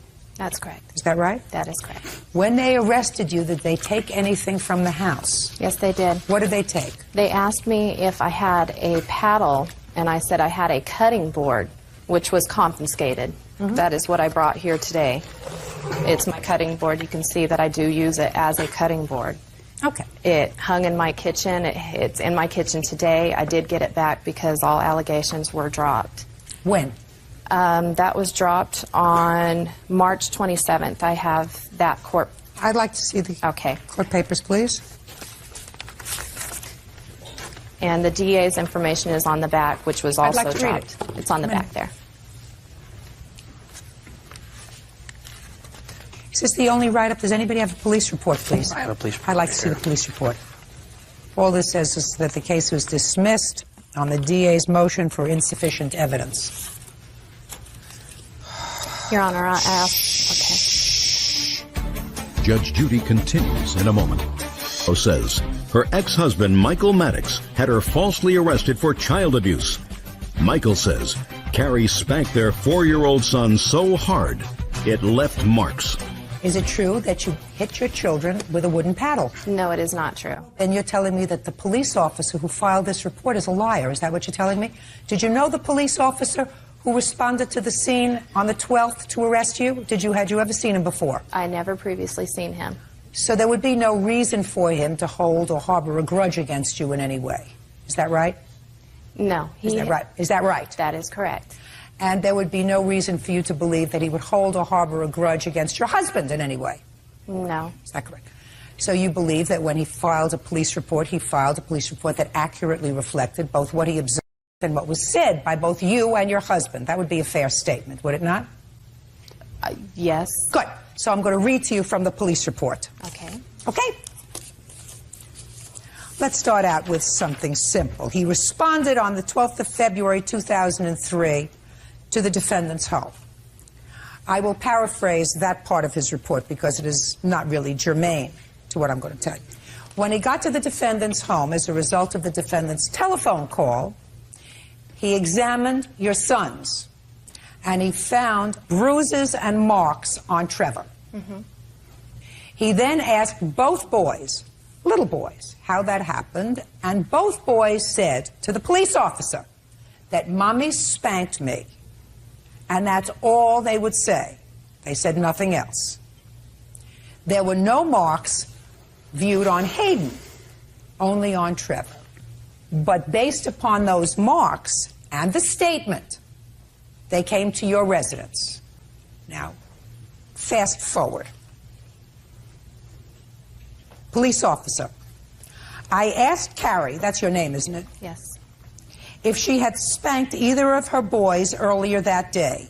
She advised that she had, with a wooden paddle, which was still located in the kitchen. At that point, I placed Carrie into custody for violating Penal Code Section 273, cruelty to a child. I then escorted Carrie out of the residence and secured her in the rear of the vehicle. As I was furthering my investigation, Deputy Jeff and stayed with Carrie as I went back into the residence to interview Colmenero. That's you. I asked if he knew the whereabouts of the wooden paddle. He advised that it was in the kitchen. I followed Colmenero into the kitchen and watched as he retrieved an approximately 12-inch by 13-inch brown wooden paddle from the counter. I asked Colmenero what the paddle was used for. He advised that Carrie uses it to discipline both boys when they get out of line. At approximately 3:30, both boys, he said, were getting out of control and tearing up the house. He was very specific. He watched as Carrie yelled at both boys and grabbed the wooden paddle and then proceeded to spank the victim approximately 2 times and Hayden 2 times for disobeying her. At that point, he didn't see any other physical injuries on either of the children. He also advised, that's him, that the last time Carrie had spanked the boys was 2 days before, on the 10th, at 7 p.m. for the same circumstances. Then the police officer interviewed your 2 older sons, who confirmed all of that. Both boys, your 2 older sons, say that that's your modus operandi. When they get out of line, you take a wooden paddle and you hit them. So my question to you is, first, stand up here. What are you complaining about? What's your lawsuit about? My lawsuit is due to being arrested, and this has been dropped. So, can be dropped. You did it. There was nothing stated in our court custody that this was stated after the fact. What after the fact? What are you talking about? What's after the fact? That you should not hit children with instruments? Is that what you're telling me? You have to be told not to hit children with instruments? I am saying that this incident is not. I have the DA's information here, and they have overlooked the children. If you would take a look at this also. Listen to me, madam. Your husband said that you hit the children with a paddle, correct, sir? Yes, ma'am. And you say that that's her standard operating procedure for dealing with the children, correct, sir? Yes, ma'am. And that the children had marks as a result of that, at least one of the children, correct? Correct. You weren't falsely arrested. The case was ironically, erroneously, stupidly dismissed. For what reason, I don't know. Maybe he had a DA who's got his head up his behind. We do not hit children with instruments. You got it? Goodbye. The case is dismissed. Parties are excused. You may step out. Well, I think. And now the next case. All parties in the matter of Thomas versus Green. Step forward. Account manager Lizette Thomas is suing her nephew's uncle, customer service rep Antonio Green Sr., for a $1,700 cell phone bill. Lizette says Antonio's son stole her nephew's phone and gave it to a girl. No, I'd like these 2 young men to come and stand next to their respective parents, guardians. This is your nephew. Correct. And you gave him a cell phone. Yes. So that he could be in touch with you for emergencies. Yes. He lost it. Correct. And somehow Mr. Green's son found it. And according to you, Mr. Green's son gave it away. Yes. And whoever he gave it away to had a very big mouth. And you got a phone bill for how much? $1,700. $1,700. So you want Mr. Green to be responsible for that? Yes. Mr. Green says, I didn't use the cell phone. My son didn't use the cell phone. Why should he be responsible? Yes. Right? Yes. When did your aunt give you the cell phone? Late July. And why did she give you the cell phone? for emergencies. How long did you have it? About a month. Until late August? Yes. And what happened to it? I gave it to my coach. We went to a game, and I asked him to hold it, and I left it with him, and we all left. So what did you do? I called him and asked him, did he have it? He said yes. I asked him, could he hold it for me? He said yes. When did you go and get it from him? I didn't. Oh, why not? Because I thought if I told my parents, they were going to think I was irresponsible. That doesn't make sense, what you just said to me. Could you get there by bus? Yes. So why didn't you run right over and get it? I wasn't thinking that time. Right. You weren't thinking. Now, what's your first name? Antonio. Antonio, how did you get this phone? I found it in the coach bag, and I gave it to this girl trying to impress her. Just, okay. Don't go through. We have to do this slowly because I have to get things step by step. You found it in the coach's bag when? Around late August, around the 28th, during the 1st of September. When you say you found it in the coach's bag, what were you doing in the coach's bag? Just going in it, sneaking around. So you stole the phone out of the bag. Right. And what did you do with it when you stole the phone out of the bag? I gave it to this girl. At that time, it was my girlfriend. And what did you say to her? I gave her the phone, told her she could use it. So, Mr. Green. Yes, ma'am. See, this is something he didn't put in his answer, that he stole the phone. Well, yes, I knew that he retrieved the phone. Not retrieved. Well, stole the phone around November when I got the call from Miss Thomas. Stole it. Right. So, what is it that you did to your son when you found out that he stole this phone? Can I say on air? Yes. I whooped him. How old are you, Antonio? 16. You go to school? Yes, ma'am. How do you do in school? Good. Did you ever steal anything before? Yes, ma'am. What? Cars. How many? 2 of them. And when you went to court, did your father go with you? Yes, ma'am. How many children do you have, Mr. Thomas? 2, ma'am. How old are they? He's 16 and my daughter's 15. She give you any trouble? No. So what are you doing about Mr. Trouble? Well, right now he's in rehabilitation programs in the city, doing counseling session, peer mentoring programs appointed by the court, urine drops and things like that. He had a drug problem? Yes, they said he did. If they said he did, he probably did. Of course, he denied that, but they said he did. Well, he's right out here telling me everything that he did. That's a good thing, because he probably knows that I know anyway. Right. Right? Right. So you better get pretty busy, because you owe this lady $1,700. Yes, ma'am. You stole the phone, you gave it to somebody, and you lied to them and said, I got you this phone, you can use it. They used it, as you told them to. I mean, the fact that you couldn't get your behind out of your room to get on a bus and go pick up the phone doesn't make you a prince. Do you understand that? Yes. But, I mean, it's your stupidity, but he did it on purpose. He stole it. And then he gave it away, and he said, I bought your present, use it. And you shouldn't have to suffer for that.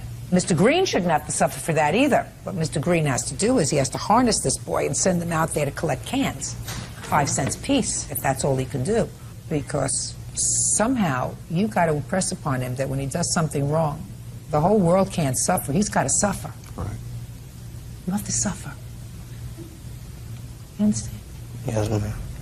Judgment for the plaintiff in the amount of $1,700. That's all. Parties are excused. You may step out. I was wrong and I was being irresponsible, so I'm happy for them. I thought the phone was just going to sit in the bag, and maybe the bill will stay low. Eventually, I thought it would never come up. I know I'm irresponsible, but I'm glad it came out the way it came out. With regards to the young lady, a $1,700 phone bill, and maybe she called him twice, so he was getting played either way. He irresponsibly let it get out of his hands, and it got into the wrong hands, but the judgment was in my favor, and I'm very pleased. Drug and alcohol counselor Dina Moran is suing her former friend, 22-year-old client service assistant Tasha Turner, for wrecking her Monte Carlo. Tasha says she caught Dina in bed with her boyfriend. She is countersuing for unpaid rent and bills. All rise.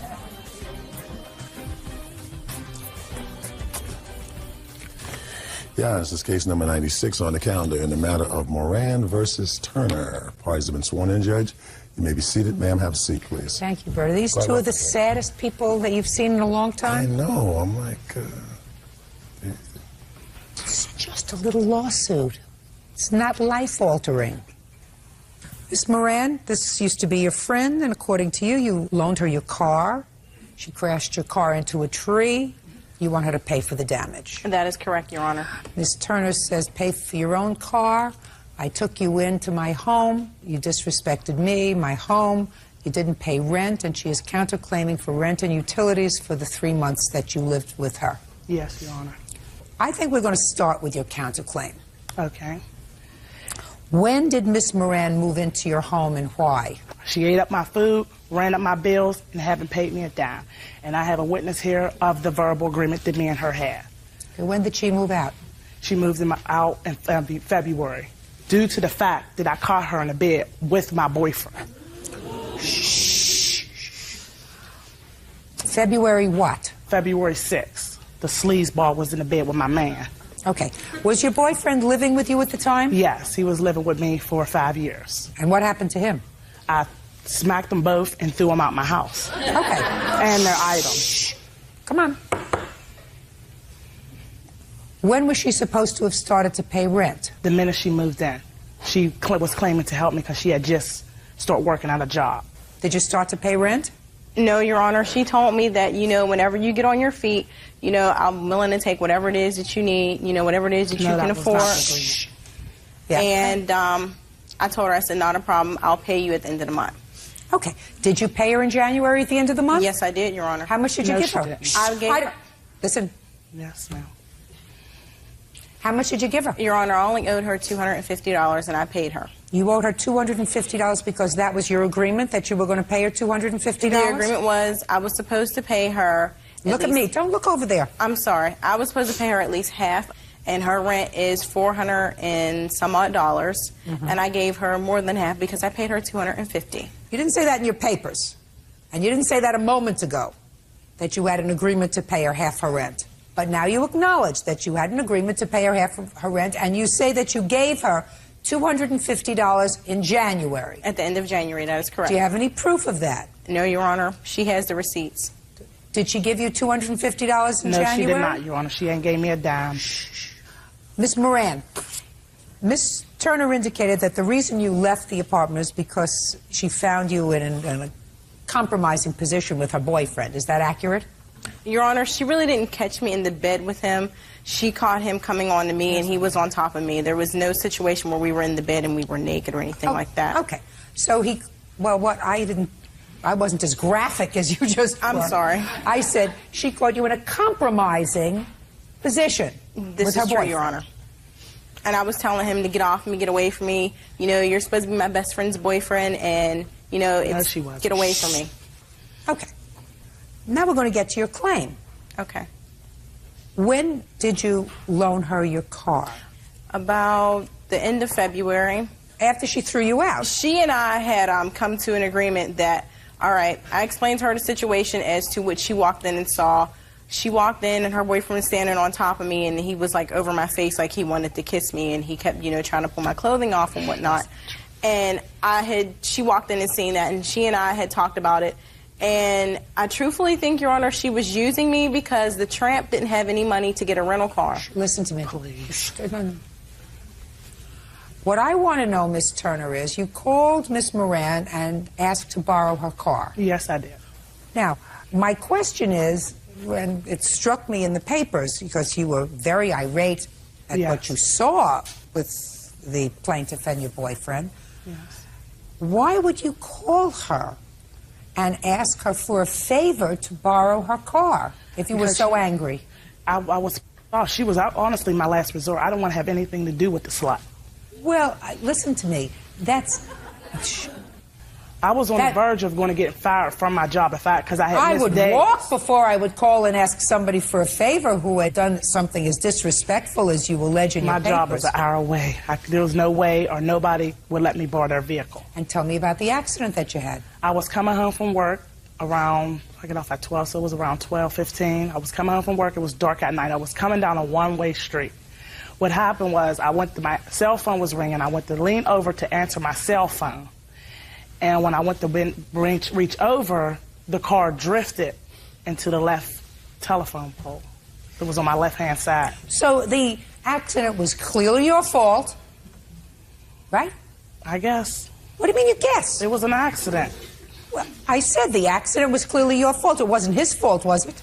No. Wasn't my fault. I wasn't leaning over to catch the phone. No. Wasn't her fault. She wasn't leaning over to get the phone. Right? You're It's right. your fault. Yes. Judge Judy continues in a moment.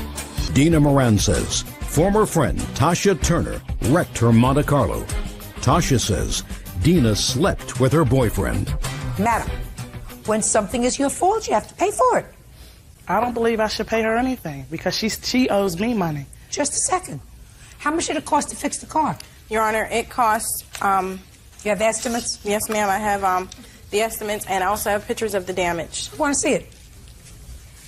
I was also inconvenienced. I had to pay for a rental car. You didn't have to pay for a rental car because you loaned her your car, and I assume you had 2 cars. Is that right? This is true, but that other car... This is true. All right. Good.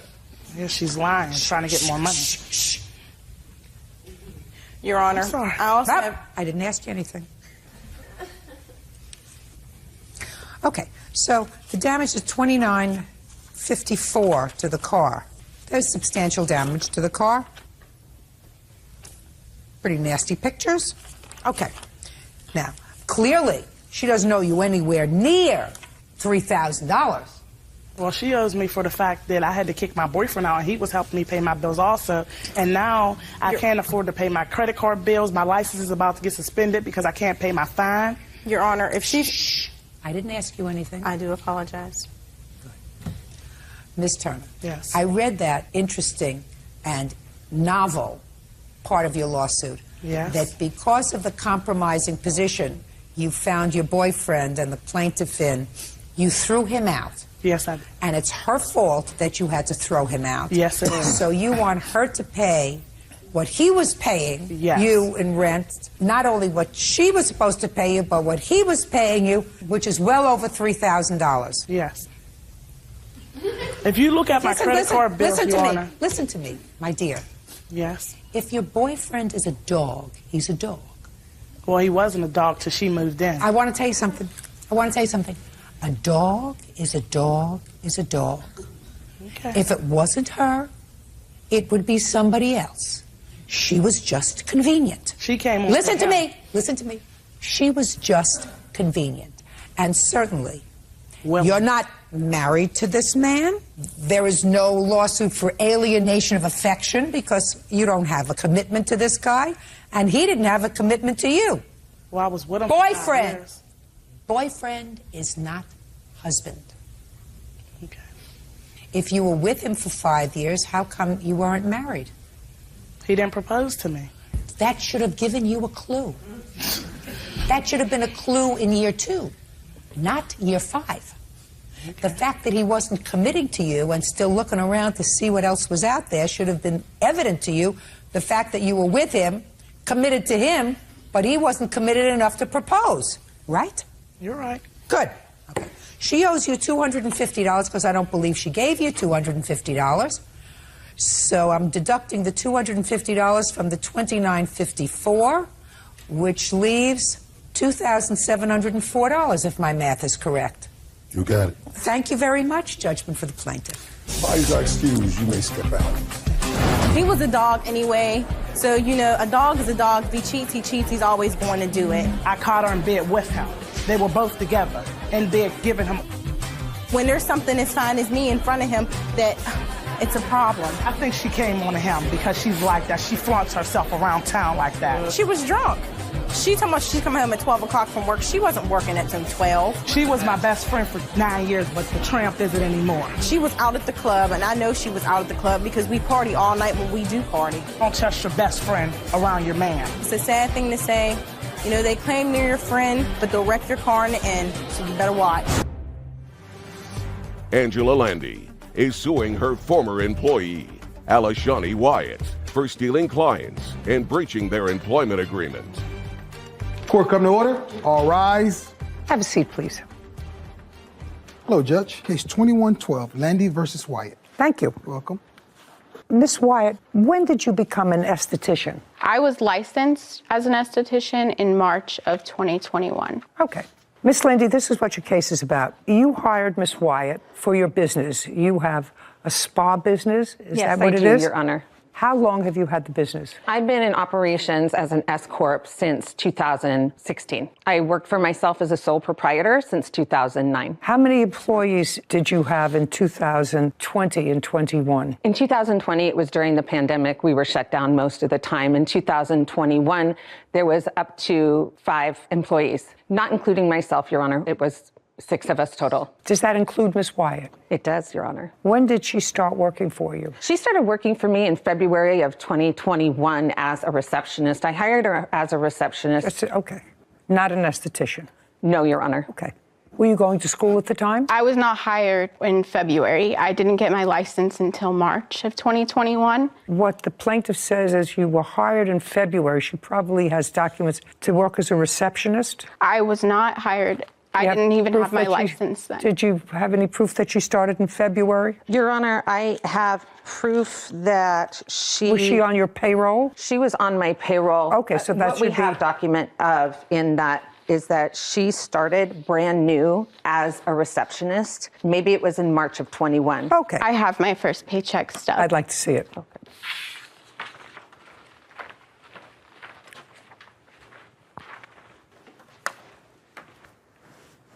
This is a pay stub from April. Yes. Oh, okay.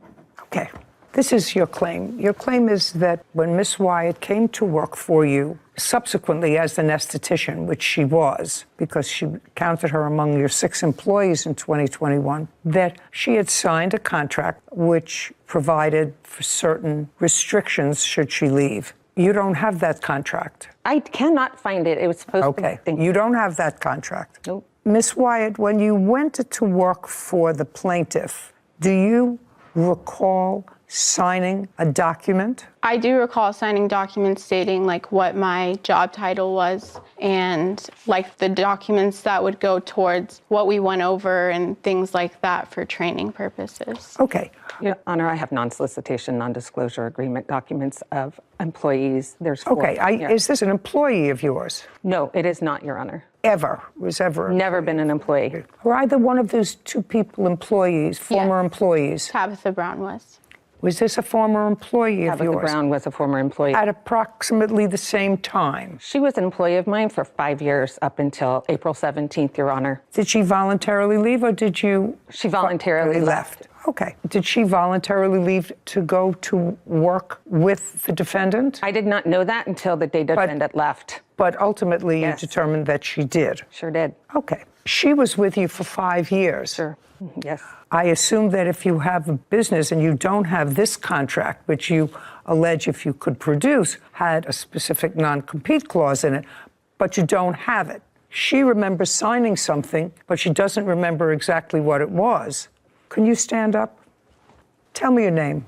Tabitha Brown. Miss Brown, did you sign a contract when you went to work for the plaintiff? Yes, I didn't remember that I did. You did? Yes. But you did? Yes. Okay. Do you have a copy of her? I sure do. And just a second. Okay. Do you have a copy of it? I don't. No, but you have a copy of what she signed? Yes. I'd like to see it. Your Honor. No. Just let me see the copy. I'm trying to reconstruct something just to get some general parameters of this case.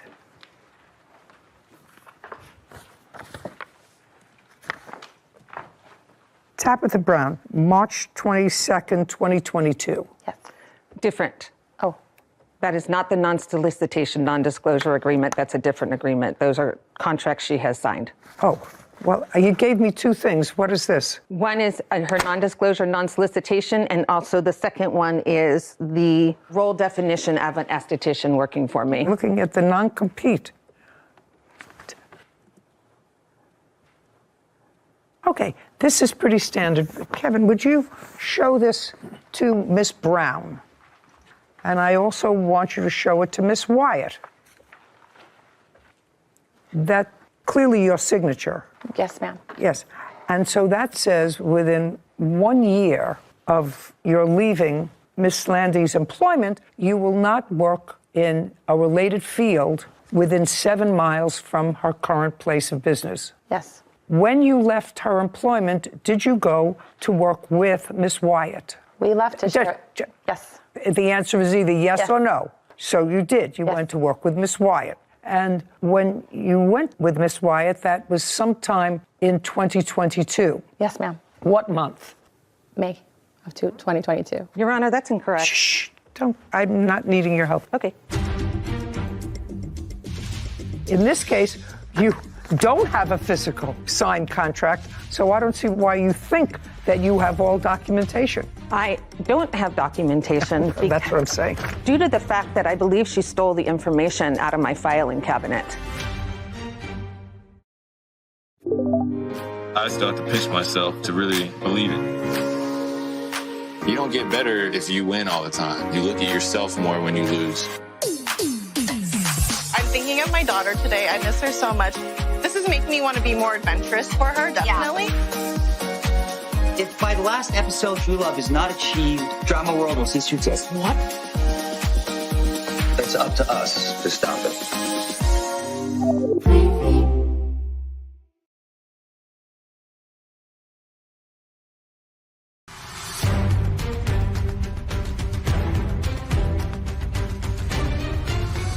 Angela Landy claims her former employee, Alashani Wyatt, stole clients and breached their employment agreement. Now, does Miss Wyatt have a location, a shop, a store, a place of business, or does she operate out of her residence? We share a space. You share a space where? At a salon studios in Valencia. Have you calculated the distance between that space and Miss Landy's office? I have, ma'am. And how far is it? 3.4 miles. Well, you're not allowed to do that, pursuant to the terms of your agreement. Correct. I don't have a copy of that agreement, ma'am. Well, I have it now, but at the time I didn't. It's from 5 years ago, and I never received a copy of that. So it was. I don't know whether you received a copy of it or not. It's your signature, and it's pretty standard fare. Mm-hmm. It's not that it's not standard fare. So, Miss Wyatt, what I have to do is sort of put together whether or not I believe that you, in fact, had the same document that you signed. Correct. And I believe that you did. Okay. Despite the fact she says that you probably took it when you left. I can't describe that conduct to her. But this is pretty standard fare, that within 1 year it's not too onerous, it's not within a 50-mile radius, it's a 7-mile radius. 3.5 miles is certainly well within that. You could have found some place that was 8 miles away, and then we wouldn't be in this difficulty. But you didn't. Anyway, so you were in violation of your contract when you left and went to work and shared space with Miss Wyatt. Okay, but you're not suing her. No, ma'am. Why? Because I know the case would be dismissed because of the lack of solicitation between clients and of a former employee. Well, not necessarily. Those two stand alone. Your Honor, if I may say, there was a small claims action against Tabitha, but because there was no evidence. What do you mean there was no evidence? I had no evidence, the way I have evidence today with Alashani, that Tabitha solicited clientele. Okay. Now you can sit down. Thank you. So that small claims case was dismissed? Yeah, I have nothing there, which I learned. I have nothing to stand on what I have to stand on today. Well, what you had to stand on, Miss Landy, which I don't understand, you had a non-compete agreement with her. She's in violation of that agreement. That's all you need. And she violated this agreement. She went to work within 7 miles of your place of business. So I don't understand that. In this case, you don't have a physical signed contract. I have to reconstruct whether I believe that there was one. So I don't see why you think that you have all documentation. I don't have documentation. That's what I'm saying. Due to the fact that I believe she stole the information out of my filing cabinet. I don't know whether she did or not. Right now, you say it's a lost document. You can't find it. Correct. Okay. And the defendant acknowledges, and it's usually custom and practice in the business, to sign a non-compete when you have that kind of service industry. Right. And I'm prepared to accept judicial notice of the fact that when you go to work for a beauty salon or a hair salon or a spa, you develop a clientele within the spa. You can't open up a store next door and steal the clients. Most people have people sign this, and you did, and you had it done 5 years ago. So Ms. Brown is in violation of this contract. That is correct. Why somebody dismissed that, I don't know. I have no idea. Okay, so now you're going to demonstrate to me that Miss Wyatt solicited clients of yours. Yes, Show Your me. Honor. Okay, in July of 2021, Alashani was trained to be an esthetician. Let's not go back to ground zero. I'm not interested. I am assuming for the purposes of this hearing that she signed a non-compete clause, just as Ms. Brown did. So let's start from there, and I asked you a very simple question. I said, what proof do you have that she solicited clients when she left? Your Honor, my solicitation is here. Fine, I'd like to take a look at it. And my witness, Kennedy, is here as well. Well, let's go to Miss Kennedy. Was Miss Kennedy a client of yours? Yes, Your Honor. Would you stand up, please? Your first name? Kennedy. Kennedy. Last name? Johnson. Ms. Johnson, how long had you been a client of Miss Landy's spa? I want to say about 2019, Your Honor. I was there before the pandemic and was there for a while before it shut down due to COVID. Were you there after it reopened? Yes. After COVID. What kind of work do you have done there? I get sugared, which is using sugar, lemon, and I believe it's honey and water, and you mix it together and it takes hair off of you. And who did that for you? I went through many of the clientele and the employees at Angela's shop at the time. So there were several people that, Alicia was one of them, as well as Tabitha. How many times did the defendant do the waxing? Sugaring. I want to say at least 5 times. Do you recall when she left Miss Landry's? I do not remember the date. However, I do remember getting a call from her company. I got a call saying... From Miss Landry's company? Yes. Yes. Your Honor, it's Landy. Landy. Yes, from Miss Landy's company. They had called me on my cell phone and told me that she was no longer there, and they had told me she was no longer there. You can't tell me what somebody from her shop told you. That's hearsay. I want to know about the solicitation. If there was. Yes. So, one point while Alicia, the defendant, was there. Sorry. Do you understand? Yes. While the defendant was there, I had gotten sugared on my face. It was a small patch test, and after she had texted me, gave me her personal number, and told me if I had any reaction to text her and let her know. After I texted her, I had... And this was while she was working for the plaintiff? Yes, that is correct. Go ahead. And as well, I started having a small reaction, and I had texted her and sent her a picture of my face and told her that I was starting to have a small reaction. I did not receive anything back for a little bit, and then I want to say around April, late March. Well, when did you text her? This text for the face patch was earlier, I want to say early March, maybe February. Do you have the text? I believe she gave it to you. The third one, Your Honor.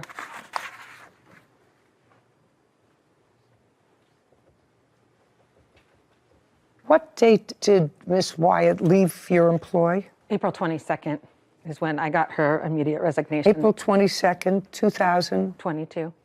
And is this what you're referring to? Hey, Kennedy, I forgot to tell you, if you wanted to book with me again, I could put you in my books. I'll be in Valencia. That's correct. And is Valencia where your shop is? 3.2 miles away, Your Honor. No, answer my question. I have a question. Is Valencia where your shop is? No. That's my question. Why don't you just answer my question? Okay. Tell me what she told your attorney. Do you understand? Even if I have an affidavit? Is your attorney in the military? No, I just have a notarized affidavit. From whom? My from attorney. Her? No, I don't take affidavits from attorneys. Okay. It's ridiculous. Business owner Angela Landy has accused her former employee, Alashani Wyatt, of taking her clients and breaking their agreement. So Valencia is not where your shop is. Valencia is where your place of business is. Yes, Your Honor. Okay. So you left on the 22nd, is that correct? That's correct. On the 20th, 2 days before, you tell Miss Kennedy, because I assume that this was a planned move of yours, that she can reach you again at your new place of business in Valencia. Yes, Your Honor. Okay, well, you're not allowed to do that. During the services, it's a very intimate service, so you start to gain a relationship with these clients. And through that time, I felt like I had gained a relationship. It wasn't just a client with Kennedy. So You met her Yes. through the plaintiff. Yes, Your Honor. You started to work on her through the plaintiff. Yes, Your Honor. She had other people work on her other than you. Yes. She may have liked you. better than the other people. That doesn't diminish the fact that you knew that you weren't supposed to solicit clients. You knew that. I believe that you knew that. Yes. Because that's standard fare. So your excuse is you thought you developed a personal relationship with her. Correct, Your Honor. How many other people did you develop a personal relationship with? Majority of the clients that I had who were returning clients of mine, I felt like I had built personal relationships with. If you're potchking around with somebody's face or scrubbing their body or giving them a scrub to get hair off on every part of the body, then you develop an intimate relationship with somebody. Now, your first name is Kennedy? Yes. Kennedy, did you ever go out to dinner with Miss Wyatt? No, I did not. She ever invite you to her house? No, she did not. Was the only time you ever saw Miss Wyatt while you were having a service? That is correct. You see, that's not an intimate relationship. That's just stealing clients, Miss Wyatt. Okay. So my question to you is, you're seeking damages, okay? Did you seek injunctive relief? No, Your Honor. Why not? I didn't know about injunctive relief. In addition, because of the staff leaving, because of solicitation, admitted solicitation by Alishani to my attorney, and I have a sworn affidavit for that. Because of that, I ordered them a cease and desist, and they ignored the cease and desist. Alishani told my attorney that she did not. No, you can't solicit jump up. hearsay. You can't tell me what she told your attorney. Do you understand? Even if I have an affidavit? Is your attorney in the military? No, I just have a notarized affidavit. From whom? My From attorney. Her? No, I don't take affidavits from attorneys. It's ridiculous. Are you still in operation, Miss Wyatt? Yes, Your Honor. How many people work for, with, or to you? It's just me. I have my own personal LLC, and she has her own personal LLC, so none of our money is combined. Miss Wyatt, how many of your former clients from Miss Landy's business followed you? I would say a good portion. I don't have an exact number. Yes. Here you go. Now, just tell me. I would say at least. No. No, I'm sorry. I don't want you to say I would say at least. I assume you have names, people. I have names and people. Here. How many of your clients went to Miss Wyatt? 20. Not was solicited. Follow me very carefully. Not solicited by her, but actually left your business to go with her. Actually left my business to go with her. 20. Yes, Your Honor. I'd like to see. Does that sound right, Miss Wyatt? Yes, Your Honor. Then I don't have to see. She says that that's about right. Your Honor, I would also like to add that after I left, she did send out a mass text allowing all of the clients who had ever seen me to be aware that I was no longer there. So that also allowed more clients to reach out to me in different aspects. No, my dear, you made the mistake. Okay. You made the mistake by opening up an office within a 7-mile radius, which you can't do. Okay. You solicited her clients. I thought maybe just 1 or 2, but 20, that's a lot of clients. 20 recurring clients is a lot of clients. Miss Landy's request in her small claims case is the maximum of the jurisdiction, which is $10,000. And I think that she deserves every penny of that. Okay. Because what you did was wrong and a breach of your contract with her. Judgment for the plaintiff in the amount of $10,000. Thank you, Your Honor. This court is adjourned. And I have to tell you something. That's ongoing. Okay. Just so that you're aware. I felt like the work environment was very unstable. I have so many people to testify, including employees, that it's not a hostile work environment. And I was constantly anxious there. I was doing so much to improve the quality of the business by changing policies and procedures. I had to do what was best for me and my family. I'm a single mom, so hiring a business coach, working with an HR team. Let the better business win, I guess. The better business has won. I was a little bit confused. Maybe you can shed some light on it for me. Why the plaintiff wouldn't sue for injunctive relief, because injunctive relief is suing not so much for damages, but to get someone to stop doing something. So in this case, it seemed to me that the proper ask, per se, would be injunctive relief to stop the defendant from operating her business in violation of her contract. But she didn't do that. She sued for damages instead. And I just think that this same problem could keep happening, that I think it's a good lesson for people to educate themselves or hire a lawyer to find the proper relief. Because what's to say that this is going to stop today? I'm sure she'll keep seeing the 20 clients. Well, she's going to keep seeing the 20 clients. Mm-hmm. This judgment today was more compensatory than punitive, because if she had taken one client with her, well, she's in violation of the contract, and some token violation would have been appropriate, but she took 20 clients with her. I got the feeling from you that you weren't exactly in line with the $10,000 number until you heard about I heard 20 the 20. clients. I mean, that's really That's a whole business, some really. sort of chutzpah to knowing, and I believe she absolutely knew, she was a smart cookie, knowing that you had a non-compete, because her friend, who she also took with her, had the same documents signed in 2017. So, and she's clearly a businesswoman, so that would be a consistent practice of hers. I don't know who took the contract out of the file cabinet. It's for another day. I reconstructed it. I actually don't know why she wouldn't sue for injunctive relief as well as punitive damages. It would have been an option for her. Yeah. Parties, please step forward. Fenshia Jenkins is suing her former roommate, Victoria Barnes, for rent and a security deposit. Miss Jenkins, you were a short-term roommate of the defendants. Yes, ma'am. She put an ad on the internet. Yes, it was in a Facebook group. I was referred by my college. It was for subleasing, rentals, apartments of that sort. A room? Yes. Do you have a copy of the ad? I actually do. I would love to take a look at it. No problem. What college do you go to? University of Alabama at Birmingham.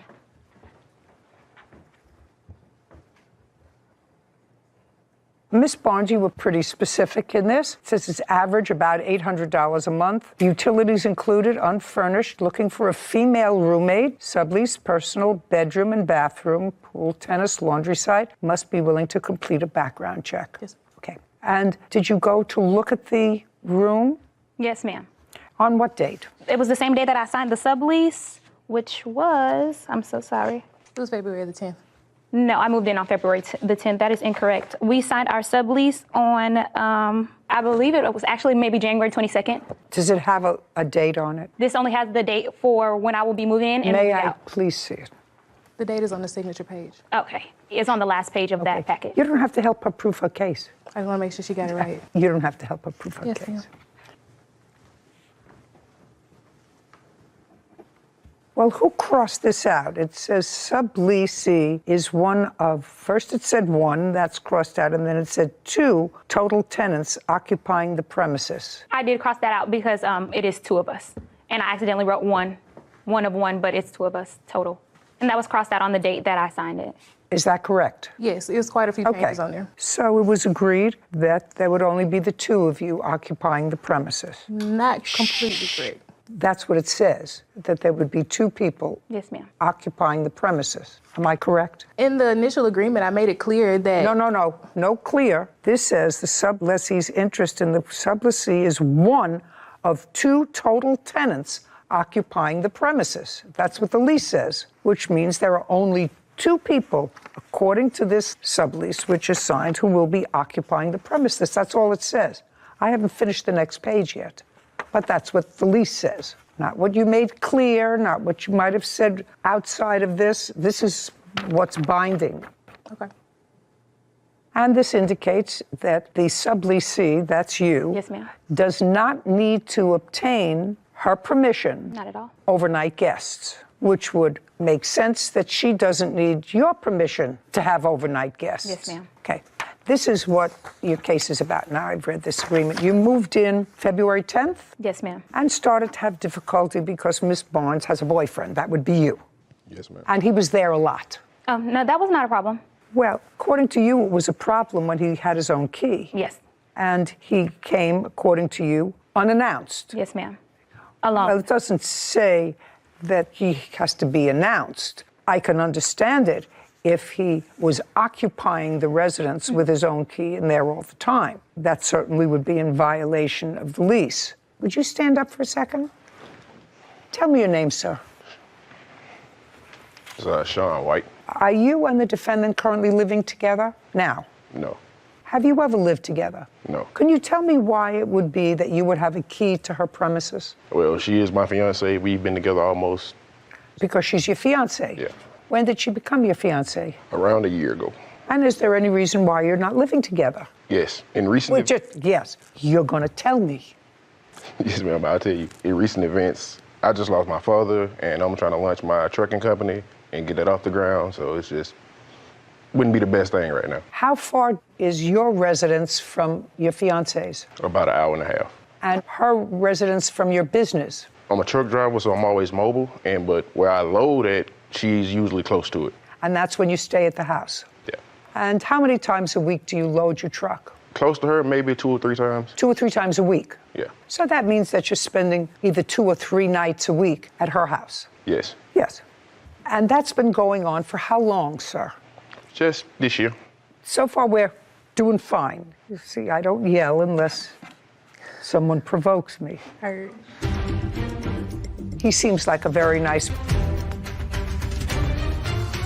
Then Shia Jenkins claims her former roommate, Victoria Barnes, owes for rent and a security deposit. Mr. White, do you keep a certain amount of clothes at Miss Barnes' apartment? No, Your Honor, they're usually in my truck. When you're going to stay over, do you bring up a bag or do you bring up a backpack? What do you bring up with you? A bag and a backpack. Do you have toiletries in her bathroom? No, ma'am. You carry that with you? Yes. Now, when you're on the road, if you stay over 2 or 3 days a week at Miss Barnes's house and you're on the road, how many days a week are you on the road and sleeping either in your truck or at a motel or at a truck stop? Between 2 and 3 days. It's all depending on where I go. So that brings us to maybe 5 days a week or 6 days a week. And where is your home? Aforementioned 1 hour. Is that where your father lives? I'm sorry, but he's passed. He passed? Yes. Okay, so the house that you're staying in is his house? Yeah. Anybody else live there? My mother. So that 1 day a week you stay with your mom? It's usually probably a Sunday when I don't have anything to do. Do you stay at your mother's house? Yes, that's my primary residence. Like it's maybe two days out of a week. Mr. White, this is what we're getting. You see where we're starting to smile now? If you see your mother on Sundays and you're on the road half the week and you're at the defendant's house half a week, you can tell me from today until the cows come home that your mother's house is your primary residence. But if you look at it objectively, put your hand down. If you look at it objectively, you're on the road part-time. When you're not on the road, 3 times as many days a week you stay at her house. 1 day you stay at your mother's house, and you tell me that that's been going on since the beginning of the year, which would be January or so of 2022. That's what you just told me, and that actually makes sense. I beg to differ, though. Like, the time that I stay there, it might be 8 hours, and then I'm back on the road. I don't care. And it's like maybe 2 days out of the week. Now you can sit down, Mr. White. Wait. Okay, I get the scenario, and not unusual, you were unhappy with this more frequent access than you were advised of. May I add, I was not unhappy with how much he was there. It was only the fact that he had came in by himself and she hadn't let me know. I only had told her that that made me uncomfortable, and I got kicked out for it. That's not true, Your Honor. Well, when you say got kicked out, I think you acknowledged that you gave her a 30-day notice to leave. Yes, ma'am, I did. And other than this issue of house guests, were there any other issues that you had with her? When the situation happened, she texted me and asked me where I was. I told her when I got home that we can have a conversation, and that's when an argument ensued, and multiple arguments happened after that. Were they all about house guests? Just about, yes, ma'am. And at the beginning, they were all about Mr. White. Right. Okay. And your sublease agreement actually specifically says that only 2 people are living there. Yes, ma'am. And Mr. White has already made it crystal clear to me that he spends his time either on the road or at your house visiting his mom on Sunday. And that sort of makes this fuzzy. Okay, anyway, it didn't work out. He seems like a very nice man, nothing that frightens me. Thank you. Right? Thank you. And he visits his mother on Sunday. The guy is a hero. Perfect for you. Thank you. So you moved out, you got another apartment, whatever it is. I don't know what you want from her. I want the money that I gave her, period. And what money? So she made me pay her security deposit. No, just a second. Yes, ma'am. Security deposit. Yes. Fine. Did you get your security deposit back? Absolutely not. How much was your security deposit? $350. Okay. Did you return her security deposit? No, ma'am. Okay. You have to return her security deposit. Well, be it as though she left the room damaged, I didn't feel like I needed to. You have photographs of the damage? I have stained carpets. Just a second. Do you have photographs of the damage? No, ma'am. Good. $350. She gets her security deposit back. Yes, ma'am. What's next? The remainder of the rent for the month that I moved out, which I moved out within. Just a second. Yes. Did you pay her March's rent? Yes, ma'am. You did? Yes, ma'am. Okay. You paid that the beginning of the month? Yes, ma'am. Okay. And how much did you pay her? $630. Incorrect. Clearly paid you February's rent when she moved in. Yes, ma'am. Did she pay you March's rent? So she gave me... That's either a yes or a no. If she paid you March's rent, did you get 2 months' rent from the plaintiff? Yes, I did. Okay. And she moved out. Can I explain why I don't feel like I'm entitled to give her the money back? Because the apartment complex, when we got into the initial argument and I was made aware of the slander and the allegations that she was portraying against Sean and myself, I was told that being as though I made it legal on paper that she has 30 days to the resident, that she would still access to my apartment for the remainder of the month of March until the 17th of April. And also Sean has seen her sending people to my house, her coming in and out of my house when I was at work, supposedly gathering her things, but my personal belongings came up missing. Oh, and she had access hold on to one it. second. After March 17th, did you have any property in the apartment? Just be very careful what you say to me. After March 17th, you say you physically left the apartment. Did you have any property there? That's either a yes or a no. May I confirm the date so I just don't give you false information? Okay, thank Yes. you. So the very last day that I was there was... March 22nd. Shh. You keep doing that. You keep doing that. I'm sorry. Okay, good. Okay, so the very last day that I was there was on, I believe, March 20th. Oh, then you owe for the month of March. Then you get your security deposit back, $350. We're finished. Thank you very much. But that's all just... What? That's what she gets, her security deposit back. That's it. She gets her security back. Doesn't get rent, doesn't get moving costs, doesn't get damages. She gets her security deposit back. Goodbye. Have a happy life. Have a nice day. This court is adjourned. I really just thought that everything was fairly normal until just the conversation about me. A security deposit is the least of my concerns because I don't owe her rent. Expressing my discomfort with her boyfriend being in the house alone with me. For her to even mention him harming her in any type of way is not only offensive, but it's disrespectful. It wasn't like, he was my personal friend or I met him anywhere else. I met him through her, so I just didn't want to be home alone with him. Honestly, it's outrageous. The implicate that I do anything to her is it's beyond me. My safety does come first. I put me first. I gotta put me first. I wish her nothing but the best away from me. I thought that the fiancé was absolutely charming. I did too. I thought he was such a nice guy. Visits his mom on Sundays, has a job. Hard-working, regular, stayed home while his dad was ill. Really a nice guy. But it was clear that he may say my primary residence is with his mother, but that's a visit on Sunday. When he can, he stays with his fiancée in the house. Clearly that was not part of the lease, but forget about that, Sarah. She's a tough broad. Oh, a little bit of an attitude. She had a little bit of an attitude. So I don't know. It's always the nice guys that end up with somebody with women with the attitude. He's got to watch his P's and Q's. Oh, yeah. Anyway, I'm glad they're happy, and I'm glad that they're together in their apartment, which is probably the way she would prefer it anyway. Yeah, agreed. Whitney Shepard is suing motorist Rachel Velasquez for property damage. Court come to order. All rise. Have a seat, everyone. Hello, Judge. Case 2098, Shepard versus Velasquez. Thank you. You're welcome.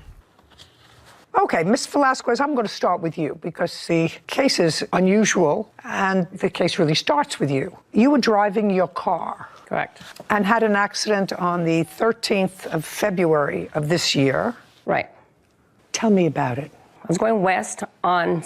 You were driving? I was driving. First, at what time did this take place on It February happened at about 1 a.m. Where were you coming from? From my sister's home. Anybody else in the car with you? No. What day of the week was February 13th? That was on a Saturday. So you were at some sort of a gathering at your sister's house? I was at my sister's house, yes. How many people were at the gathering?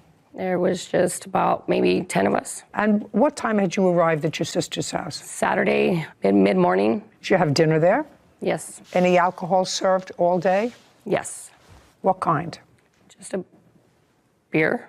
I wasn't there. A beer? My beer. invitation got lost in the mail. What were you drinking? I had drank 2 beers, but that, again, mind you, it was at the afternoon. Just a second. Yes. So you had 2 beers? Yes. Now you get into the car, it's 1 o'clock in the morning, and you're on your way home, and see what happened. Okay. A traveling from your sister's house. Maybe I'll make this easier for you. How far a distance is it from your sister's house to your house? About 20 minutes. And how far into the trip did this accident occur? Like 15 minutes. And tell me about the accident. Okay, so I seen like a dog or something in the street. So as soon as I seen it. Just a second. So it's 1 o'clock in the morning, you see something in the street. That's what you said. Okay, well, it was something, but it turned out to be a dog. So what did you do? I swerved to not hit the dog. Swerved to not hit the something. But it was a dog. Well, we're going to get to how you know that. So you swerved to avoid hitting the something, and you went into a house, went over a fire hydrant. The fire hydrant, actually, when I hit the fire hydrant has pushed me into the house. Fire hydrant, water, and you went into the house. The force of the fire hydrant didn't send you into the house, madam, unless you're telling me that the fire hydrant went and the water was such force that it pushed your car into the house, which I won't believe. Do you understand? So you swerved to avoid something in the road and were clearly going at such a speed that you went right into a house. Did you go through the wall of the house? That's either a yes or a no. Yes. And that's what this case is about, because Miss Shepard is a renter in that house. And she says that everything of value that she had was destroyed because of the water and inundation. And your automobile insurance company paid the owner of the house for the damage to the house, but did not compensate Miss Shepard for any of her property that was destroyed. That's what the case is about. Correct. So now this dog becomes sort of interesting. You have a dog? I do. Now, you say that you swerved to avoid something that you subsequently said was a dog. Now you're in the house because that's where the car is. I assume that they had to get you out of the car. Or did you get out of the car on your own? Yeah, my car was not in the house, but I was out of the car. I got out by myself. Do you have photographs of the house? I do. I'd like to take a look at them.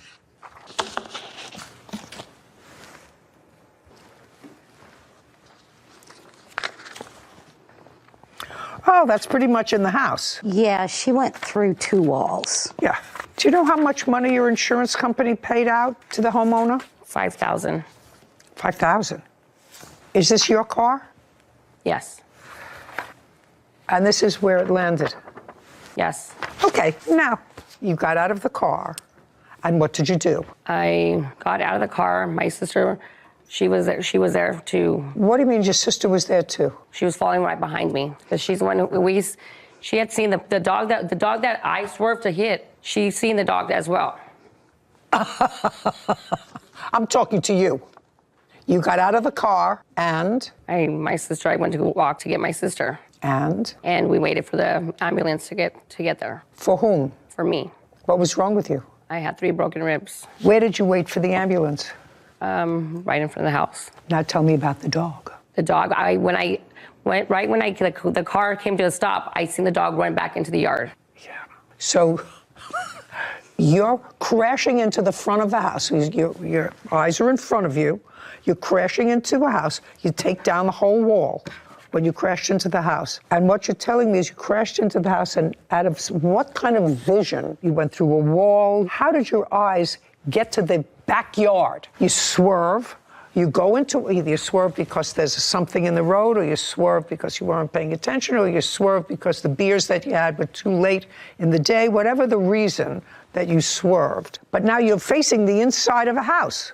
I want to know at what point you saw a dog run to the backyard. Well, the car wasn't, I didn't hit head on. It was on the side. It was on the left side, the right side. It was on the right side. So when I hit it, everything went to the right side. I didn't hit it straight on, head forward.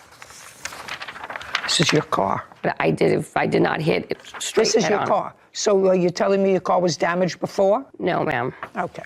Now, I'd like you to tell me, Miss Shepard, I'm sure you have a list of things that were destroyed. You did not have renter's insurance. I did not. And what happened when you submitted a claim to Miss Velasquez's insurance company? Absolutely nothing. They never even got back to me on it. Okay, I'd like to see proof that your insurance company paid the owner of the house. I don't have that on me. You have your insurance card here? Yes. Good, I'd like to see it.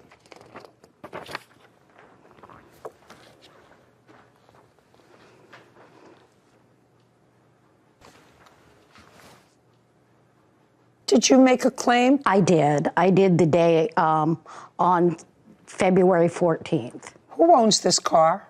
I do. What kind of car were you driving? It's a 2017 Honda Accord. Did they pay to have your car fixed? No. Did they cover it at all? You had a $500 deductible for collision. Did they pay for your car? No.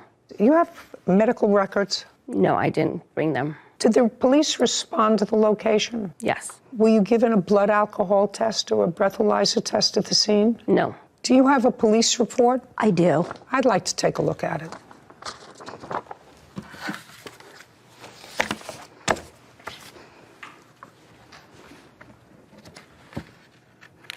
Okay. Arrived at the scene at 2:30 in the morning. This was determined to be a solo vehicle crash with minor injuries involving an impaired driver.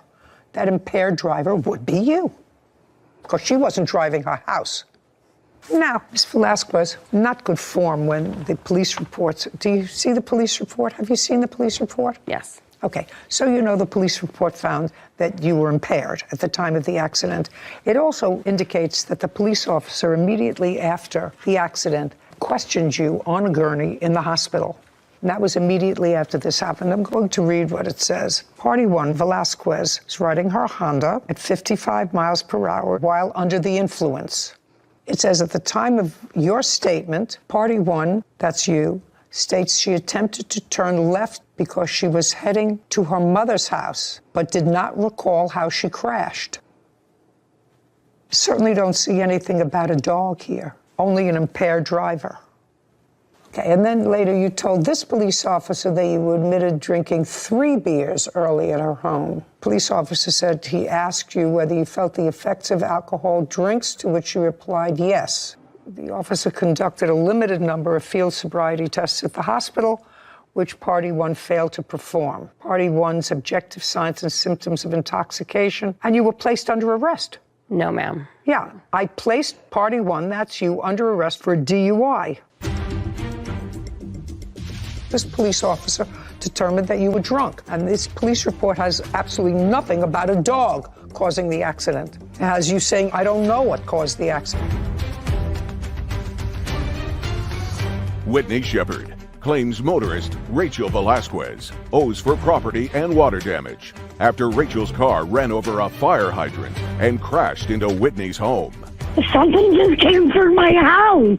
My house exploded. I'm stuck in here. I don't know what's going on. There is a car in my house. Oh my God. They hit the fire hydrant. They went through my house. I no longer have a house. Okay. Did you receive a citation? No, I did not. You didn't? No, ma'am. Really? No. Well, then you want me to assume that when the police officer said that he placed you under arrest, and I can understand why they didn't remove you from the hospital, that you were subsequently given a citation, but you had to receive some sort of citation from the police, madam, unless you have medical records which indicate that the blood that they drew indicated that there was no alcohol in your system, because this police officer determined that you were drunk. And this police report has absolutely nothing about a dog causing the accident. It has you saying, I don't know what caused the accident. Yes. Okay. Ms. Shepard. Yes. The defendant is responsible for the damages done to your property. And so I've seen the extent of this damage done to the house. Were you able to stay in the house subsequent to this crash? No. Where did you go? I got relocated to Corona. I'm renting a room in Corona. And had you been renting the whole house? Yes. Yes. For how long? 10 years. And what was your rent on the house? $7.15 a month. And in the 10 years that you lived there, you accumulated all your stuff? Well, that and time before I lived there, but yes. But for 10 years? For 10 years, Were you yes. able to take any of your furniture? I got 3 pieces of furniture, which included my mattress. That was okay? It was okay. Okay. And I got an armoire that is ruined at the bottom from the water, and a dresser that was ruined from the water. The rest of the furniture in the house, did it belong to you? It did. Okay.